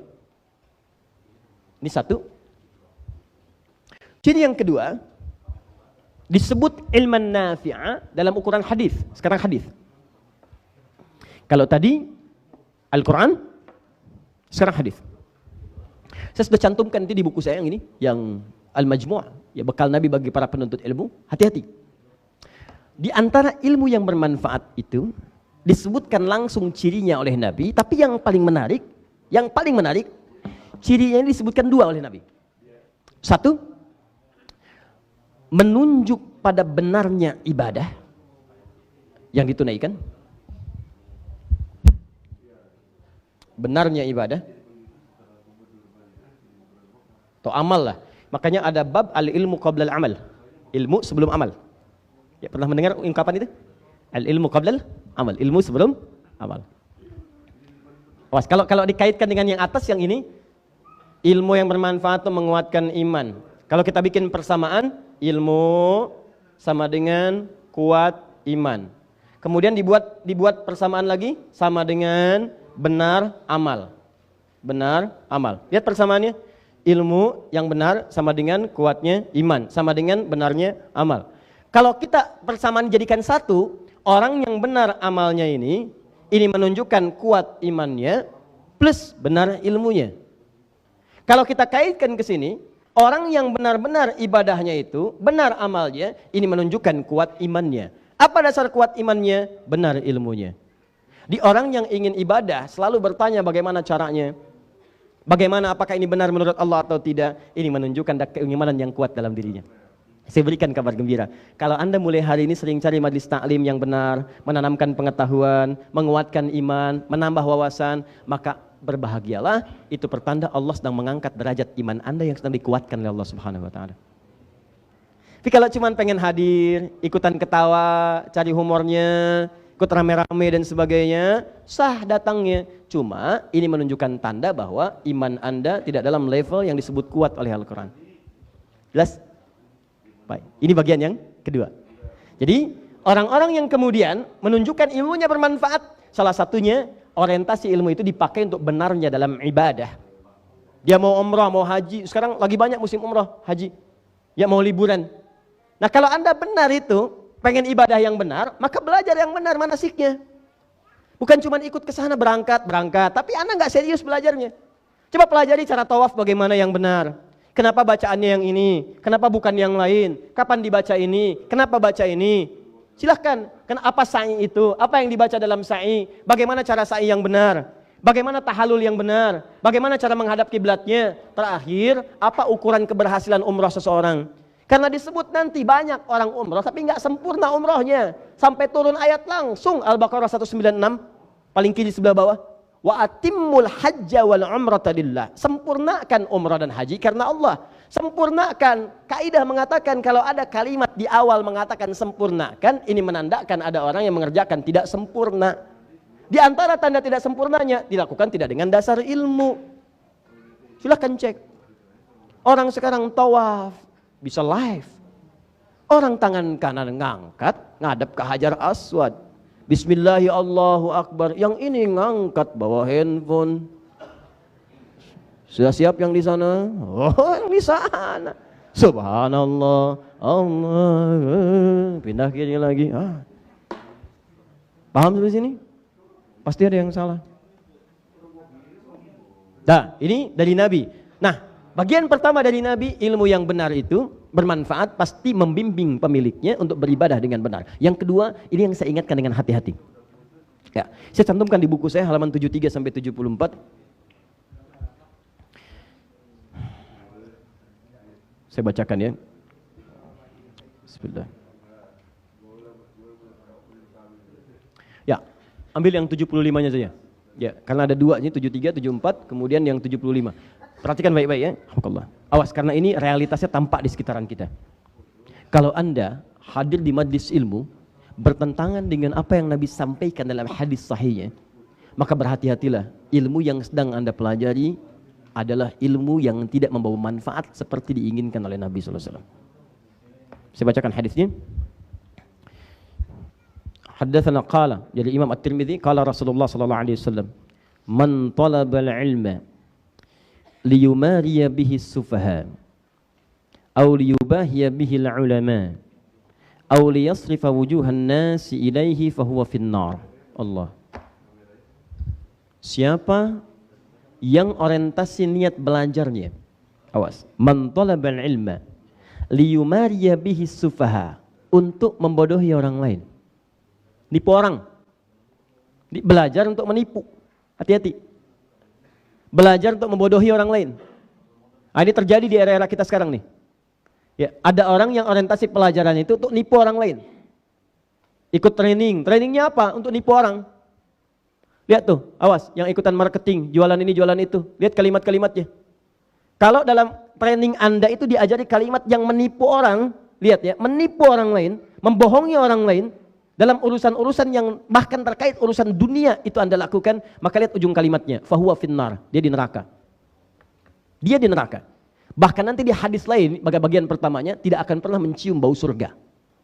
Karena ada yang ke neraka, tapi kemudian oleh Allah dibebaskan dia setelah luntur dosanya, habis dibebaskan, diangkat masuk ke dalam surga. Ada di Al-Bukhari. Nanti ditimbang, kalau masih ada iman dalam dirinya, tapi dia bermaksiat misalnya, maka taat ditimbang dengan maksiat. Ditimbang. Kalau di hadis Muslim itu nanti dibagi. Misal, sholat tapi mencuri, pahala sholatnya diambil menutupi pencuriannya. Ikut taklim tapi mencela, diambil pahala taklimnya, ditutup kepada celaannya. Saya tidak Ustaz, tidak bagus. Tidak seperti ibu yang itu tuh Ustaz tuh, dia tuh gak bagus banget loh. Nah, itu sama tuh, ambil. Tutup. Dia umrah haji, tapi gibah, ambil pahala haji umrahnya tutup pada gibah.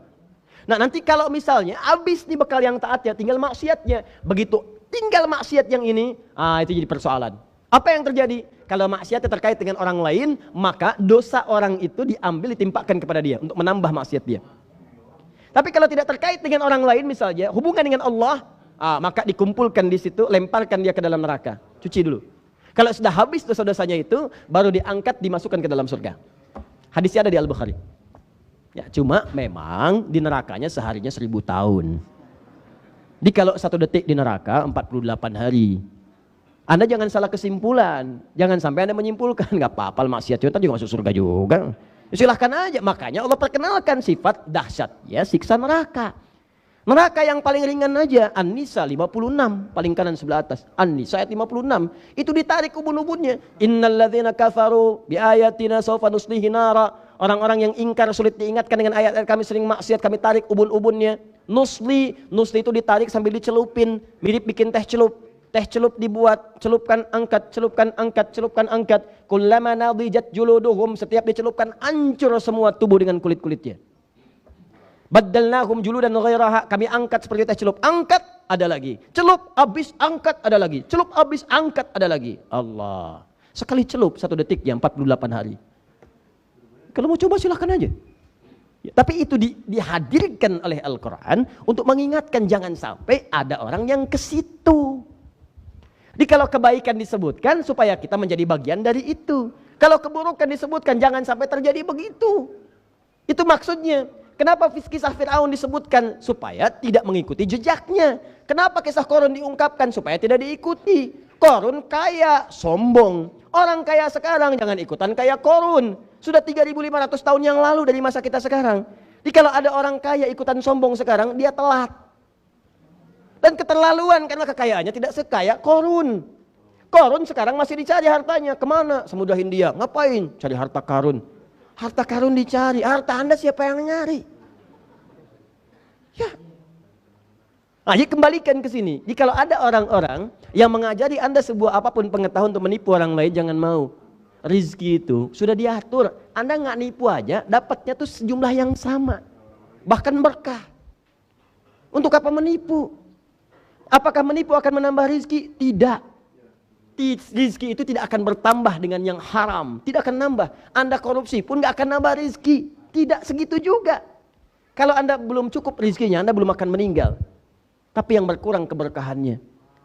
Anda 1 miliar, maaf ya, 1 miliar hidup sampai meninggal.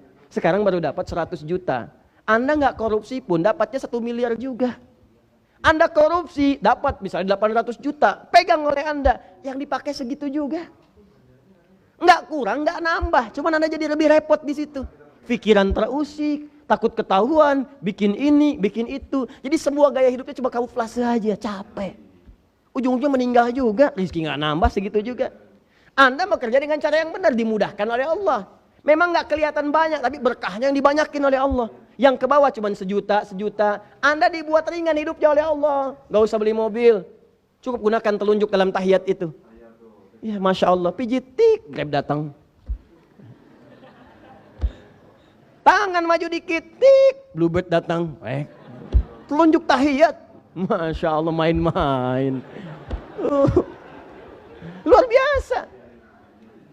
Kan Anda bayar, uangnya dari siapa? Dikasih Allah juga. Anda nggak nyari bensin sendiri, Anda nggak nyuci sendiri. Kan ada yang masak sendiri, dia nyuci sendiri, pagar sendiri, ayo sendiri, capek. Tuh. Tapi ada juga yang dititipkan oleh Allah banyak, tapi nyaman juga. Tapi yang mau saya sampaikan adalah teman-teman sekalian, ada keberkahan. Dan meninggal juga nggak akan meninggal kalau belum 1 miliar, tetap segitu juga. Hidupnya lebih enak, nggak banyak pikiran dan sebagainya. Coba pilih mana? Harta banyak nggak berkah, harta sedikit tapi berkah, pilih. Ah ya sudahlah. Sudah? Banyak tapi berkah. Masya Allah. Sedikit nggak berkah atau banyak tapi berkah? 1 apa 2? 2. Saya nggak mau itu lagi ya. Udah pada paham. 2. Awas. Belum selesai nih hadis ini. Auliyubahiya bihil ulama, atau sengaja belajar hanya untuk menjadi seorang yang pandai mendebat orang lain. Apalagi ngejelek-jelekin ulama, orang yang lebih pintar dibanding dia. Baru belajar 1-2 hari udah nyalah-nyalahin ustad. Baru belajar 1-2 hari udah menyalah-nyalahkan yang lain. Baru belajar 1-2 hari udah menganggap yang lain salah semua. Maka yang seperti itu, kata Nabi, dia sedang salah belajar. Kalau dia tidak memperbaiki dirinya, ini bahasa Nabi loh, bukan saya. Kata Nabi, huwa finnar, orang itu kalau nggak tobat di neraka dia. Tahu bagaimana caranya masuk neraka? Padahal orang ini sholat. Awas, hati-hati loh, orang ini sholat. Disebut di hadis Muslim itu rajin sholat. Rajin sholat, rajin puasa, rajin zakat. Dan diantaranya ada yang perempuan, Bu, hati-hati. Diadukan oleh tetangganya karena sering kali menggunjing, menyoal orang lain. Jadi setiap menyebutkan orang itu, Pak, lihat ini ya, lihat nih baik-baik nih. Kalau Anda mencela orang, maka nanti begitu kalimat itu keluar, seketika pertama memindahkan pahala langsung pindah. Setelah itu kalau nggak tobat, itu dibuat gambaran orangnya dalam bentuk bangkai. Misal, Anda sedang bicarakan Adi Hidayat misalnya. Mau kemana? Belajar sama siapa? Ustaz Adi. Ustaz Bid'ah itu. Mananya rusak. Disebut, bahkan merempet pada hal-hal yang tidak ada kaitannya. Ya, istrinya aja begini, anaknya begini. Oh, apa salah istri saya dia sebut? Apa dosa anak saya? Dia balik aja belum? Itu disebut 1, 2, 3, itu begitu disebutkan langsung diciptakan bangkai dalam bentuk wujud bangkai ya. Saya, istri saya, anak saya, dibuat tuh begitu. Kalau dia nggak tobat, sudah pahalanya dipindahkan kepada yang digibahkan, di akhirat disuruh makan bangkai yang pernah disebutkan di dunia itu. Itu. Jadi yang disadari itu yang disebut di surat Al-Kahf itu. Ayat 103 sampai 104. Ya, awas. Wahum yahsabuna annahum yuhsinuna sun'a. Ada orang-orang yang mereka merasa mereka itu sedang berbuat yang benar. Dia yakin nih sholatnya benar nih. Kayak bertambah imannya, malamnya sholat, rajin puasa, kayak nambah. Tapi dia nggak sadar dia melakukan dosa yang fatal. Apa di antara dosa yang fatalnya itu? Membuang pahalanya dengan menyoal orang. Membuang pahalanya dengan melanggar ketentuan Nabi. Kata Nabi, penuntut ilmu yang benar itu enggak. Allah saya tidak pernah mengajarkannya. Dan jangan pernah balas siapapun yang pernah menyoal termasuk kepada saya. Karena saya telah memaafkannya. Jadi kalau saya pun maafkan, kenapa Anda harus berselisih? Saya tidak ingin cari musuh. Di dunia apalagi di akhirat. Di siapapun yang menyoal wajar. Kalau ada orang mencari kesalahan saya, nggak apa-apa, biarkan aja. Karena saya ini kan manusia. Dan dia cuma capek aja, pasti ketemu salah saya. Nggak ada kerjaan orang-orang yang mencari kesalahan orang lain. Sepanjang orang itu manusia, pasti salah. Jadi kalau Anda cari, pasti ketemu. Ngapain nggak ada kerjaan? Saya malah bersyukur, begitu Anda temukan, saya tinggal istighfar. Saya salah ya Allah, saya ampuni saya ya Allah. Kalau ternyata itu tidak salah, ya Allah ampuni orang itu ya Allah. Cuman persoalannya, saya mohon ampun kepada Allah, saya maafkan Anda. Cuman perbuatan Anda ini yang menyebar kepada orang lain, kemudian digunjingkan oleh orang, menambah pundi-pundi dosa di situ. Itu masalahnya. Siapa Anda? Imam Al-Bukhari nulis Sahih Al-Bukhari 16 tahun. Anda 16 hari sudah memberikan fatwa. Coba lihat. Saya tuh aneh ya, heran dia. Saya memang masih 34 tahun, tapi saya masih merasakan bagaimana hidup di tahun 90-an. Itu tuh nggak ada yang seperti ini, saling tuduh, saling celak, itu biasa aja. Zaman Kota Rominami itu, Setia Baja Hitam. Nggak ada yang kayak gini. Baja Hitam RX, Baja Hitam Bio, Tendangan Maut, Pedang Matahari, Belalang Tempur, nggak ada yang kayak gini. Zaman Sensei ya Seiyu, Riki, Debu-Debu Intan, nggak ada yang kayak gini. Betul, saya katakan. Zaman Sailor Moon, Doraemon, Pokemon kekinian lah gitu ya. Itu nggak ada yang kayak gini.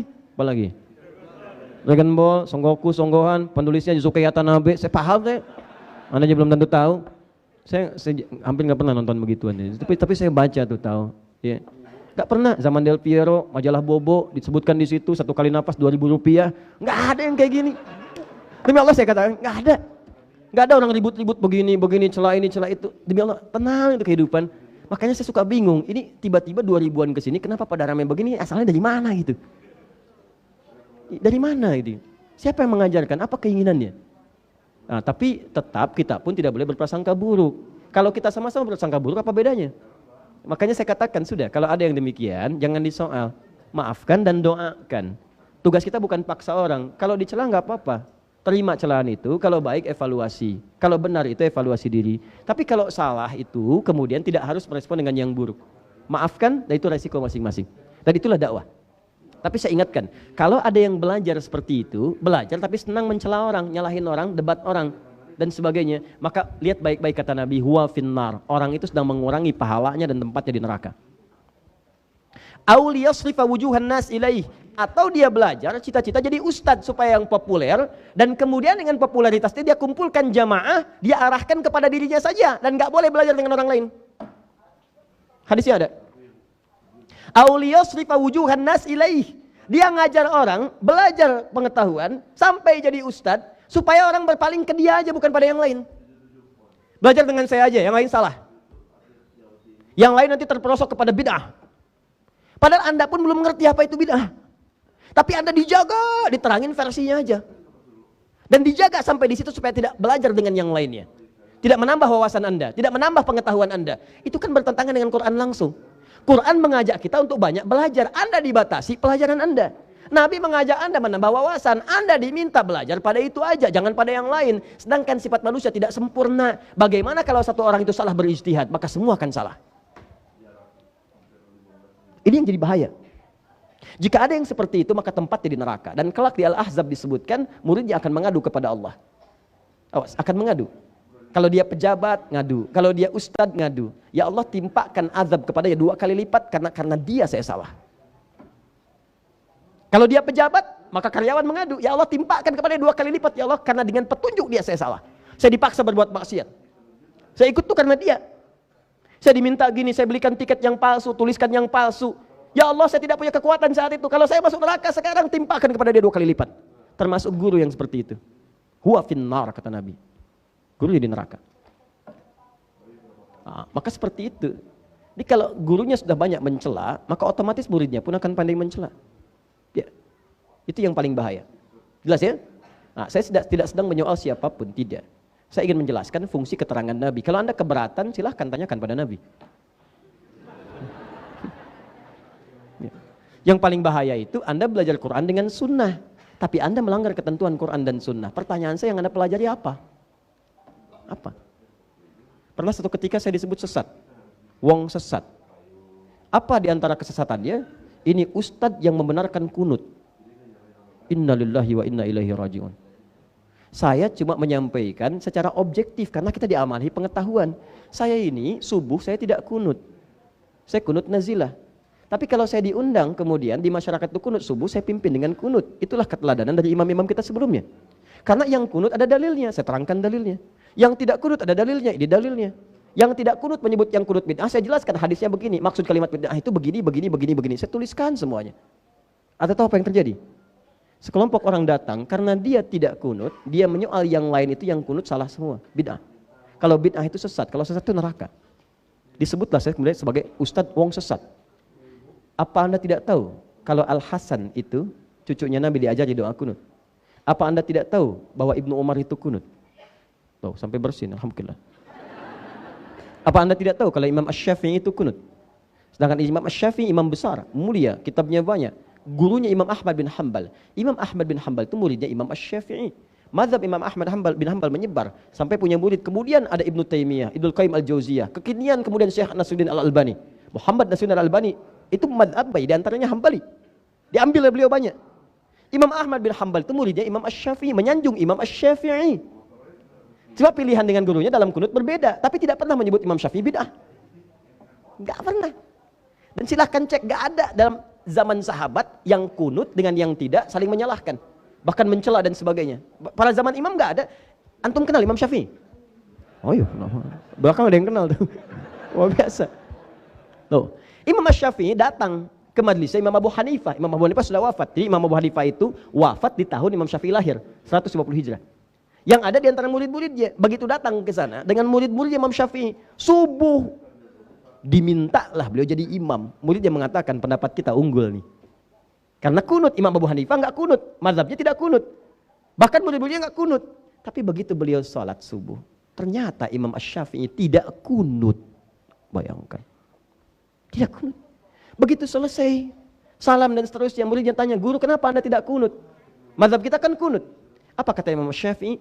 "Saya menghormati pendapat Al-Imam Abu Hanifah rahimahullah yang berlaku di sini." Imam Asy-Syafi'i kunut. Datang kemudian dengan Imam Ahmad bin Hanbal. Begitu sholat di tempatnya Imam Ahmad bin Hanbal, muridnya mempersilahkan, "Guru silahkan," untuk memuliakan gurunya. Kata Imam Asy-Syafi'i, "Tempat di sini lebih tahu dengan suaramu." Maksudnya kebiasaan sholatnya ngikuti kebiasaan kamu, jangan saya yang jadi imam. Itu fikihnya. Jadi kalau Anda datang ke tempat mazhab yang lain, Anda belajar fikih mazhab itu, bukan orang itu disuruh ngikuti mazhab Anda. Salah. Saya di Indonesia nggak ada mazhab di sini. Maksudnya banyak nih, ada yang Syafi'i, ada yang Hambali, ada yang macam-macam. Kita pelajari. Saya diundang ke Malaysia, di sana mazhab Syafi'i. Maka saya belajar mazhab Syafi'i. Bukan orang Malaysia saya suruh belajar mazhab saya. Bukan seperti itu caranya. Maka kata Imam Syafi'i, Anda yang imam. Begitu beliau imam, beliau nggak kunut. Dan Imam Syafi'i pun tidak kunut. Makmum di belakang muridnya tidak kunut. Dan yang paling hebat, setelah Imam Ahmad salam, Imam Syafi'i tidak sujud sahwi. Tuh. Jadi nggak pernah, jadi Anda pun yang biasa kunut, biasa aja kalau Anda jadi ada makmum, imamnya nggak kunut, Anda nggak usah marah. Ini tiba-tiba imamnya selesai, sujud sahwi. Ada lagi yang aneh juga, sama juga begitu, nggak jauh beda kelakuannya. Imamnya kunut, makmumnya kan harusnya ngikutin. Ya kan kata Nabi, "Innama ju'ilal imamu liyutamma bihi." Imam dijadikan untuk diikuti. Awas, jadi kalau imamnya sujud, Anda jangan ruku. Imam sujud, Anda sujud. Imam kunut, Anda kunut. Jadi ketika imam mengatakan Allahumma hdina fiman hadait, imma Anda ikuti atau Anda aminkan. Ya, ini kan aneh. Imamnya kunut, jadinya diem. Allahumma hdina fiman hadait, bid'ah. Gimana sih? Bingung saya. Coba lihat, belajar lagi deh, coba lihat, belajar lagi. Syekh Utsaimin rahimahullah, Masya Allah, itu orang baik, soleh. Syekh Utsaimin itu orang soleh, orang baik, orang tawadhu, gak gemar dipuji orang. Apa fatwanya pada hal ini? Ketika Anda tidak kunut dan sholat di belakang orang kunut, maka Anda mengaminkan, ikut kunut. Coba kalau benar belajarnya tuh seperti itu. Nah, ini yang agak heran itu. Ini kan saya pernah terangkan dalam, nanti satu saat kita ngambil bab fikih ikhtilaf. Nabi itu kan memberi tuntunan, ini terakhir ya. Nabi memberi tuntunan itu gini, ada dua. Satu dalil, satu contoh. Satu dalil, satu contoh. Kalau ini ada, maka ini menunjukkan tidak ada alternatif dalam ibadah karena semua umat bisa mengerjakannya. Jadi nggak boleh kreatif. Ya, jangan terlampau kreatif. Misal, takbir nih. Takbir itu satu contoh, satu dalil. Ucapkan Allahu Akbar. Kata Nabi, fayaqulu, maka dia ucapkan Allahu Akbar. Allahu Akbar. Jelas sekali. Contoh jelas, dalil jelas. Kenapa tidak ada alternatif? Karena semua umat bisa mengerjakannya. Jadi Anda nggak usah kreatif. Tiba-tiba Anda sholat, Allahur Rahman. Kenapa nggak Allahu Akbar, Pak? Itu keseringan dari dulu begitu. Karena nama Allah banyak. Dalilnya Quran surah 17 ayat 110. Qulidullah awin Rahman. Sebut nama Allah atau Ar-Rahman. Ini yang benar Nabi atau orang ini terlampau soleh? Jadi kalaupun dia punya pendapat bertentangan dengan dalil, pendapat bertentangan dengan contoh Nabi, maka tepikan pendapat itu walaupun dia memukau. Tepikan. Jelas? Karena satu dalil, satu cara menunjukkan tidak ada alternatif yang lain. Jelas? Dua, ada sifatnya contoh, banyak dalilnya beragam. Ini menunjukkan bahwa ibadah itu dinilai oleh Allah langsung, tidak bisa ditunaikan oleh seluruh umat dengan cara yang sama. Makanya diberikan kemudian variasi, ragam. Tidak ada perubahan dalam maknanya, cuma caranya berbeda karena tidak setiap orang bisa mengerjakan dengan cara yang sama. Atau terjadi satu situasi tertentu, dengan situasi itu ada variasi dalam amalan. Ada yang sifatnya bacaan, ada. Ada yang sifatnya gerakan, banyak. Ya. Bacaan misalnya, riwayat Al-Quran aja cara bacanya bukan satu, ada 7 riwayat yang mutawatir. Tambah 3 yang masyhur, tambah 4 yang syadz, 14 riwayat. Yang dibaca dalam sholat bisa 7 riwayat. 7 riwayat ini yang kita baca hafaz dari Asim. Ya. Bismillahirrahmanirrahim. Alhamdulillahi rabbil alamin. Arrahmanirrahim. Maliki yaumiddin. Maliki yaumiddin. Hafaz dari Asim. Tapi qalun Warsh dari Nafi' membaca dengan pendek. Maliki yaumiddin. Maliki yaumiddin. Ada. Apakah merubah arti makna? Tidak, menambah keluasan keagungan Allah Subhanahu wa taala. Beda baca. Itu masih biasa. Yang paling dahsyat begitu masuk ihdinas siratal mustaqim. Ihdinas siratal mustaqim. Kita pakai sad, hafazan Asim. Tapi qalun dengan Warsh ada menggunakan sin. Wajah di antara wujuh qiraat qalun Warsh pakai sin. Ihdinas siratal mustaqim. Ihdinas siratal mustaqim. Sin. Qunbul pakai zai. Murid Ibnu Katsir. Ihdinas siratal mustaqim. Ihdinas siratal mustaqim. Pakai zai. Dahsyat enggak tuh? Ada yang sad, ada yang sin, ada yang zai. Apakah merubah arti? Tidak. Lantas kenapa sod pindah ke sin? Karena ada orang Arab yang lisannya nggak bisa sod. Begitu disebutkan sod, sin. Sod, sin. Utlubul ilma walau bisin. Utlubul ilma walau bisod. Sod, sin. Sod, sin. Sin, sod. Oh. Jadi kalau Anda paksa sampai kiamat kurang 2 hari, susah dia. Sehari lagi buat taubat, ngapain paksa orang? Ada yang nggak bisa sod, nggak bisa sin. Zai. Pak ya, ihdinas siratal mustaqim, ihdinas siratal mustaqim. Sad, zai. Astaghfirullahaladzim. Sad, zai. Sabun, zabun. Tuh. Sin, sad. Salaman, salaman. Anda paksa-paksa nggak bisa. Kenapa? Karena suku-suku di Arab itu tidak sama, semua sama dengan lidah-lidah kita juga. Ada yang nggak bisa mengucapkan dengan kalimat yang sama. Jadi kalau Anda paksa nggak akan ketemu.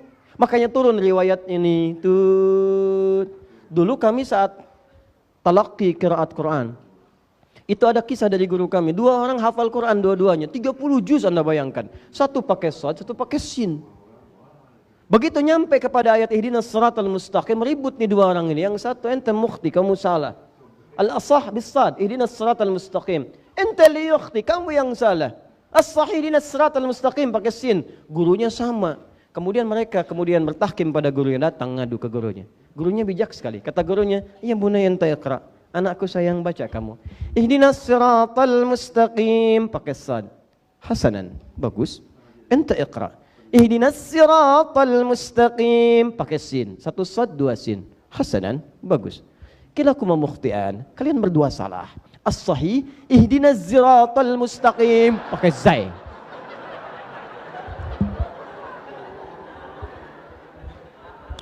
Gurunya ingin mengajarkan, kalaupun Anda sudah hafal Quran, ada pengetahuan, jangan menganggap orang lain salah dulu.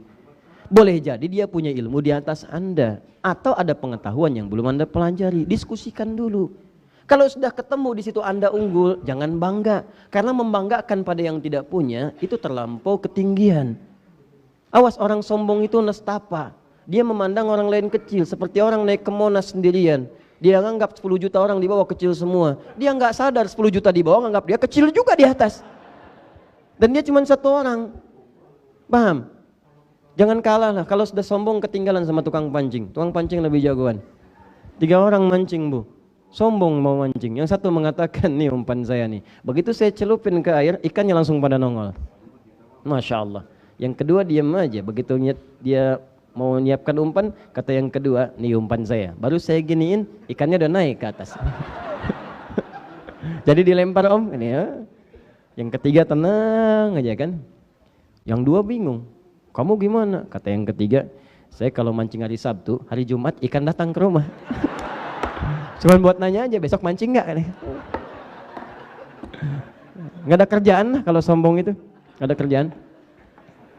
Nah, kalau terbukti orang yang salah, jangan mencela. Maafkan. Dan belajar sama-sama. Jelas ya? Nah, kalau seperti itu indah. Itulah anugerah terindah yang kita miliki.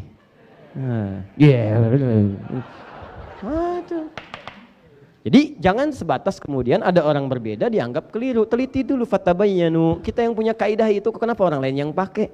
Quran surah 49 ayat ke-6. Ya ayyuhalladzina amanu in ja'akum fasiqun binaba'in fatabayyanu. Hei orang beriman, kalau orang fasik datang bawa berita, cek dulu. Orang fasik aja dicek, masa orang bukan fasik dicela? Demikian ada. Jadi kalau Anda belajar dengan ustadz manapun, ada yang tidak sepakat, dengarkan dulu. Ada seorang murid kemudian belajar di luar gurunya, belajar dia. Minta izin ke gurunya bagus, kata gurunya, ayo pergi belajar supaya nambah ilmu. Begitu belajar, 2 hari udah balik. Ditanya, kenapa baru pulang? Kata murid, ini kisah nyata. Kata murid ini, gak benar pendapatnya, menyimpang. Kata gurunya, jangan katakan itu. Pergi dengan si fulan, 4 pekan diami dia. Setelah itu baru kamu simpulkan. Diminta 4 pekan, kamu duduk dulu di majelisnya. Dengarkan secara sempurna. Setelah lewat sebulan 4 pekan, belum balik. 2 bulan, belum balik. 3 bulan, belum balik. Setahun baru balik. Kata gurunya, lama betul kamu, kemana aja? Ternyata orangnya hebat banget guru, hebat banget. Baru ternyata berubah. Nah, maka itu yang ingin saya sampaikan. Ilmu yang bermanfaat itu menguatkan iman, memberikan petunjuk pada ibadah yang benar, serta kemudian kata Nabi SAW tidak melahirkan sifat-sifat yang bertentangan dengan kemaslahatan ilmu. Dia tidak belajar untuk membodohi orang, dia tidak belajar untuk mendebat orang lain, apalagi guru-guru, ustadz-ustadz, para ulama, dan dia tidak belajar untuk menjadi seorang ustadz yang mengarahkan manusia hanya kepada dirinya saja dan mencegah dia untuk menambah pengetahuan lewat yang lain. Kalau Anda belajar menemukan yang seperti ini, maka saya kira Anda mesti merenung dulu. Apa yang mau Anda dapatkan dari situ? Dan hati Anda pasti akan gelisah. Ingat ya, sifat murid itu bagaimana guru. Ingat baik-baik. Kalau gurunya kencing maraton, muridnya estafet. Itu yang bahaya. Jelas ya? Kalau gurunya mengajarkan A, akan ikut kemudian dan keberkahan akan ditumbuhkan di situ. Ya, saya kira itu yang saya sampaikan untuk materi hari ini. Ada satu lagi. 2 pembahasan. Kan baru ilmu yang bermanfaat. Rizki belum. Ya. Kemudian yang terakhir, kenapa ditutup dengan amalan mutaqabbala? Nah, saya mau berikan rahasia besar kepada Anda. Rizki thayyiban. Kenapa Nabi mengatakan rizki thayyiban? Karena nanti ada 8 jenis rizki dalam Al-Quran. Nanti saya turunkan ayatnya satu-satu. 8 jenis ini ada yang dahsyat sifatnya. Ada rizki yang orang tuanya mencari, anaknya dapat. Tapi yang jarang orang tahu, ada rizki yang anaknya disiapkan oleh orang tuanya. Jadi begitu anaknya mencapai sesuatu, orang tuanya langsung mendapatkan bagian dari rizki itu. Dan dahsyatnya menyebar ke dalam aktivitas yang melahirkan kenyamanan dunia dan kebaikan akhirat. 8 jenis rizkinya. Apa saja rizki-rizki yang dimaksudkan itu? Rizki itu kita akan bahas di pertemuan selanjutnya. Nah.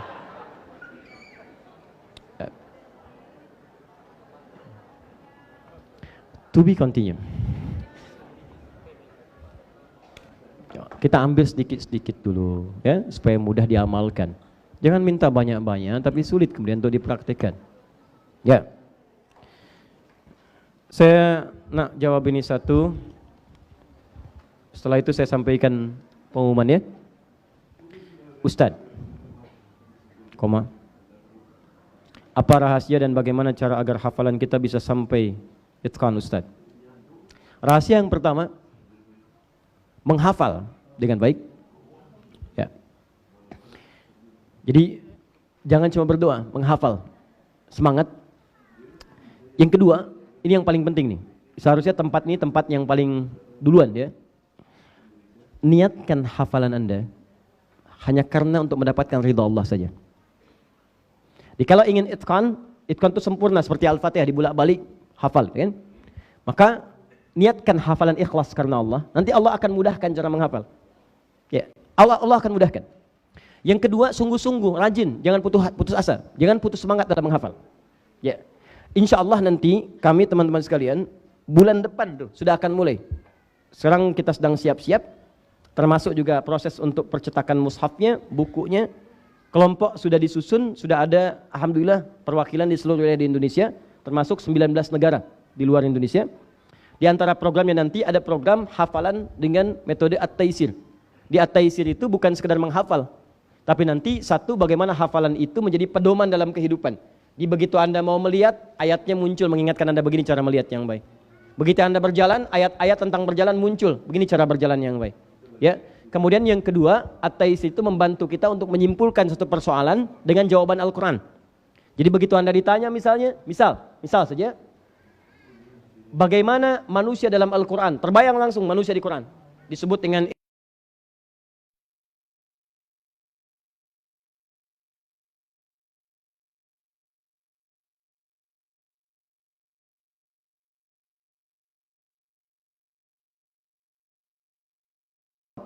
dan kehidupan Anda akan diarahkan oleh Allah sesuai dengan petunjuk Al-Quran saja. Insya Allah. Baik, pengumumannya saya janji membacakan satu, jadi saya sudah jawab. Pengumumannya yang pertama, teman-teman sekalian, bagi Anda yang dengan izin Allah dianugerahi oleh Allah, kemudian walaupun mungkin dari jalur kami atau yang lain, untuk menunaikan ibadah umrah, saya sudah umumkan ada yang berangkat tanggal 24, ada yang berangkat tanggal 8 Januari. Nanti cek kembali di informasi kami di akhir media, kami akan publish yang dapat di Hijrah Fest, yang di Mesuji, yang beberapa ada atlet dan sebagainya. Nanti kami akan umumkan kapan keberangkatannya dan mohon kerjasamanya untuk bisa memberikan dokumen dengan secepat-cepatnya.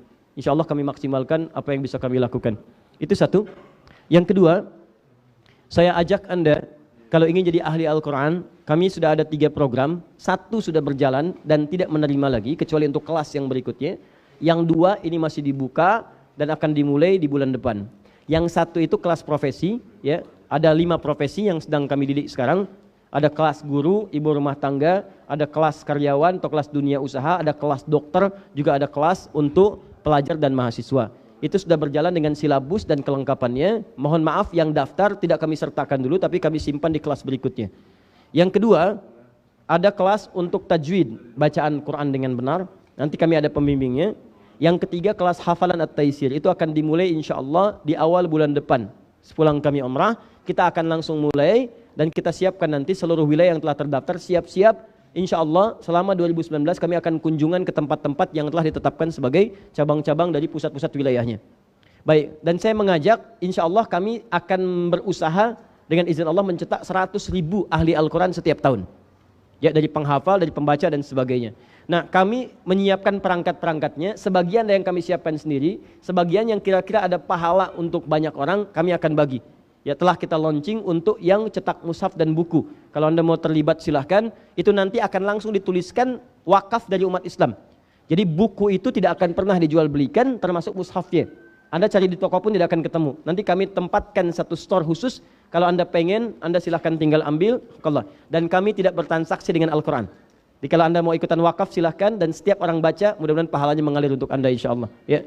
Di itu saja yang saya sampaikan sekarang. Saya mau tanya, yang datang paling jauh dari mana? Yang paling jauh? Ibu, ada? Dari mana? Bu? Kemayoran, Masya Allah. Sukabumi. Ada yang dari Sukabumi, hubbud dunia. Suka itu hubbun, bumi itu dunia. Padang, Masya Allah. Belakang? Ya? Dari Malaysia, Masya Allah.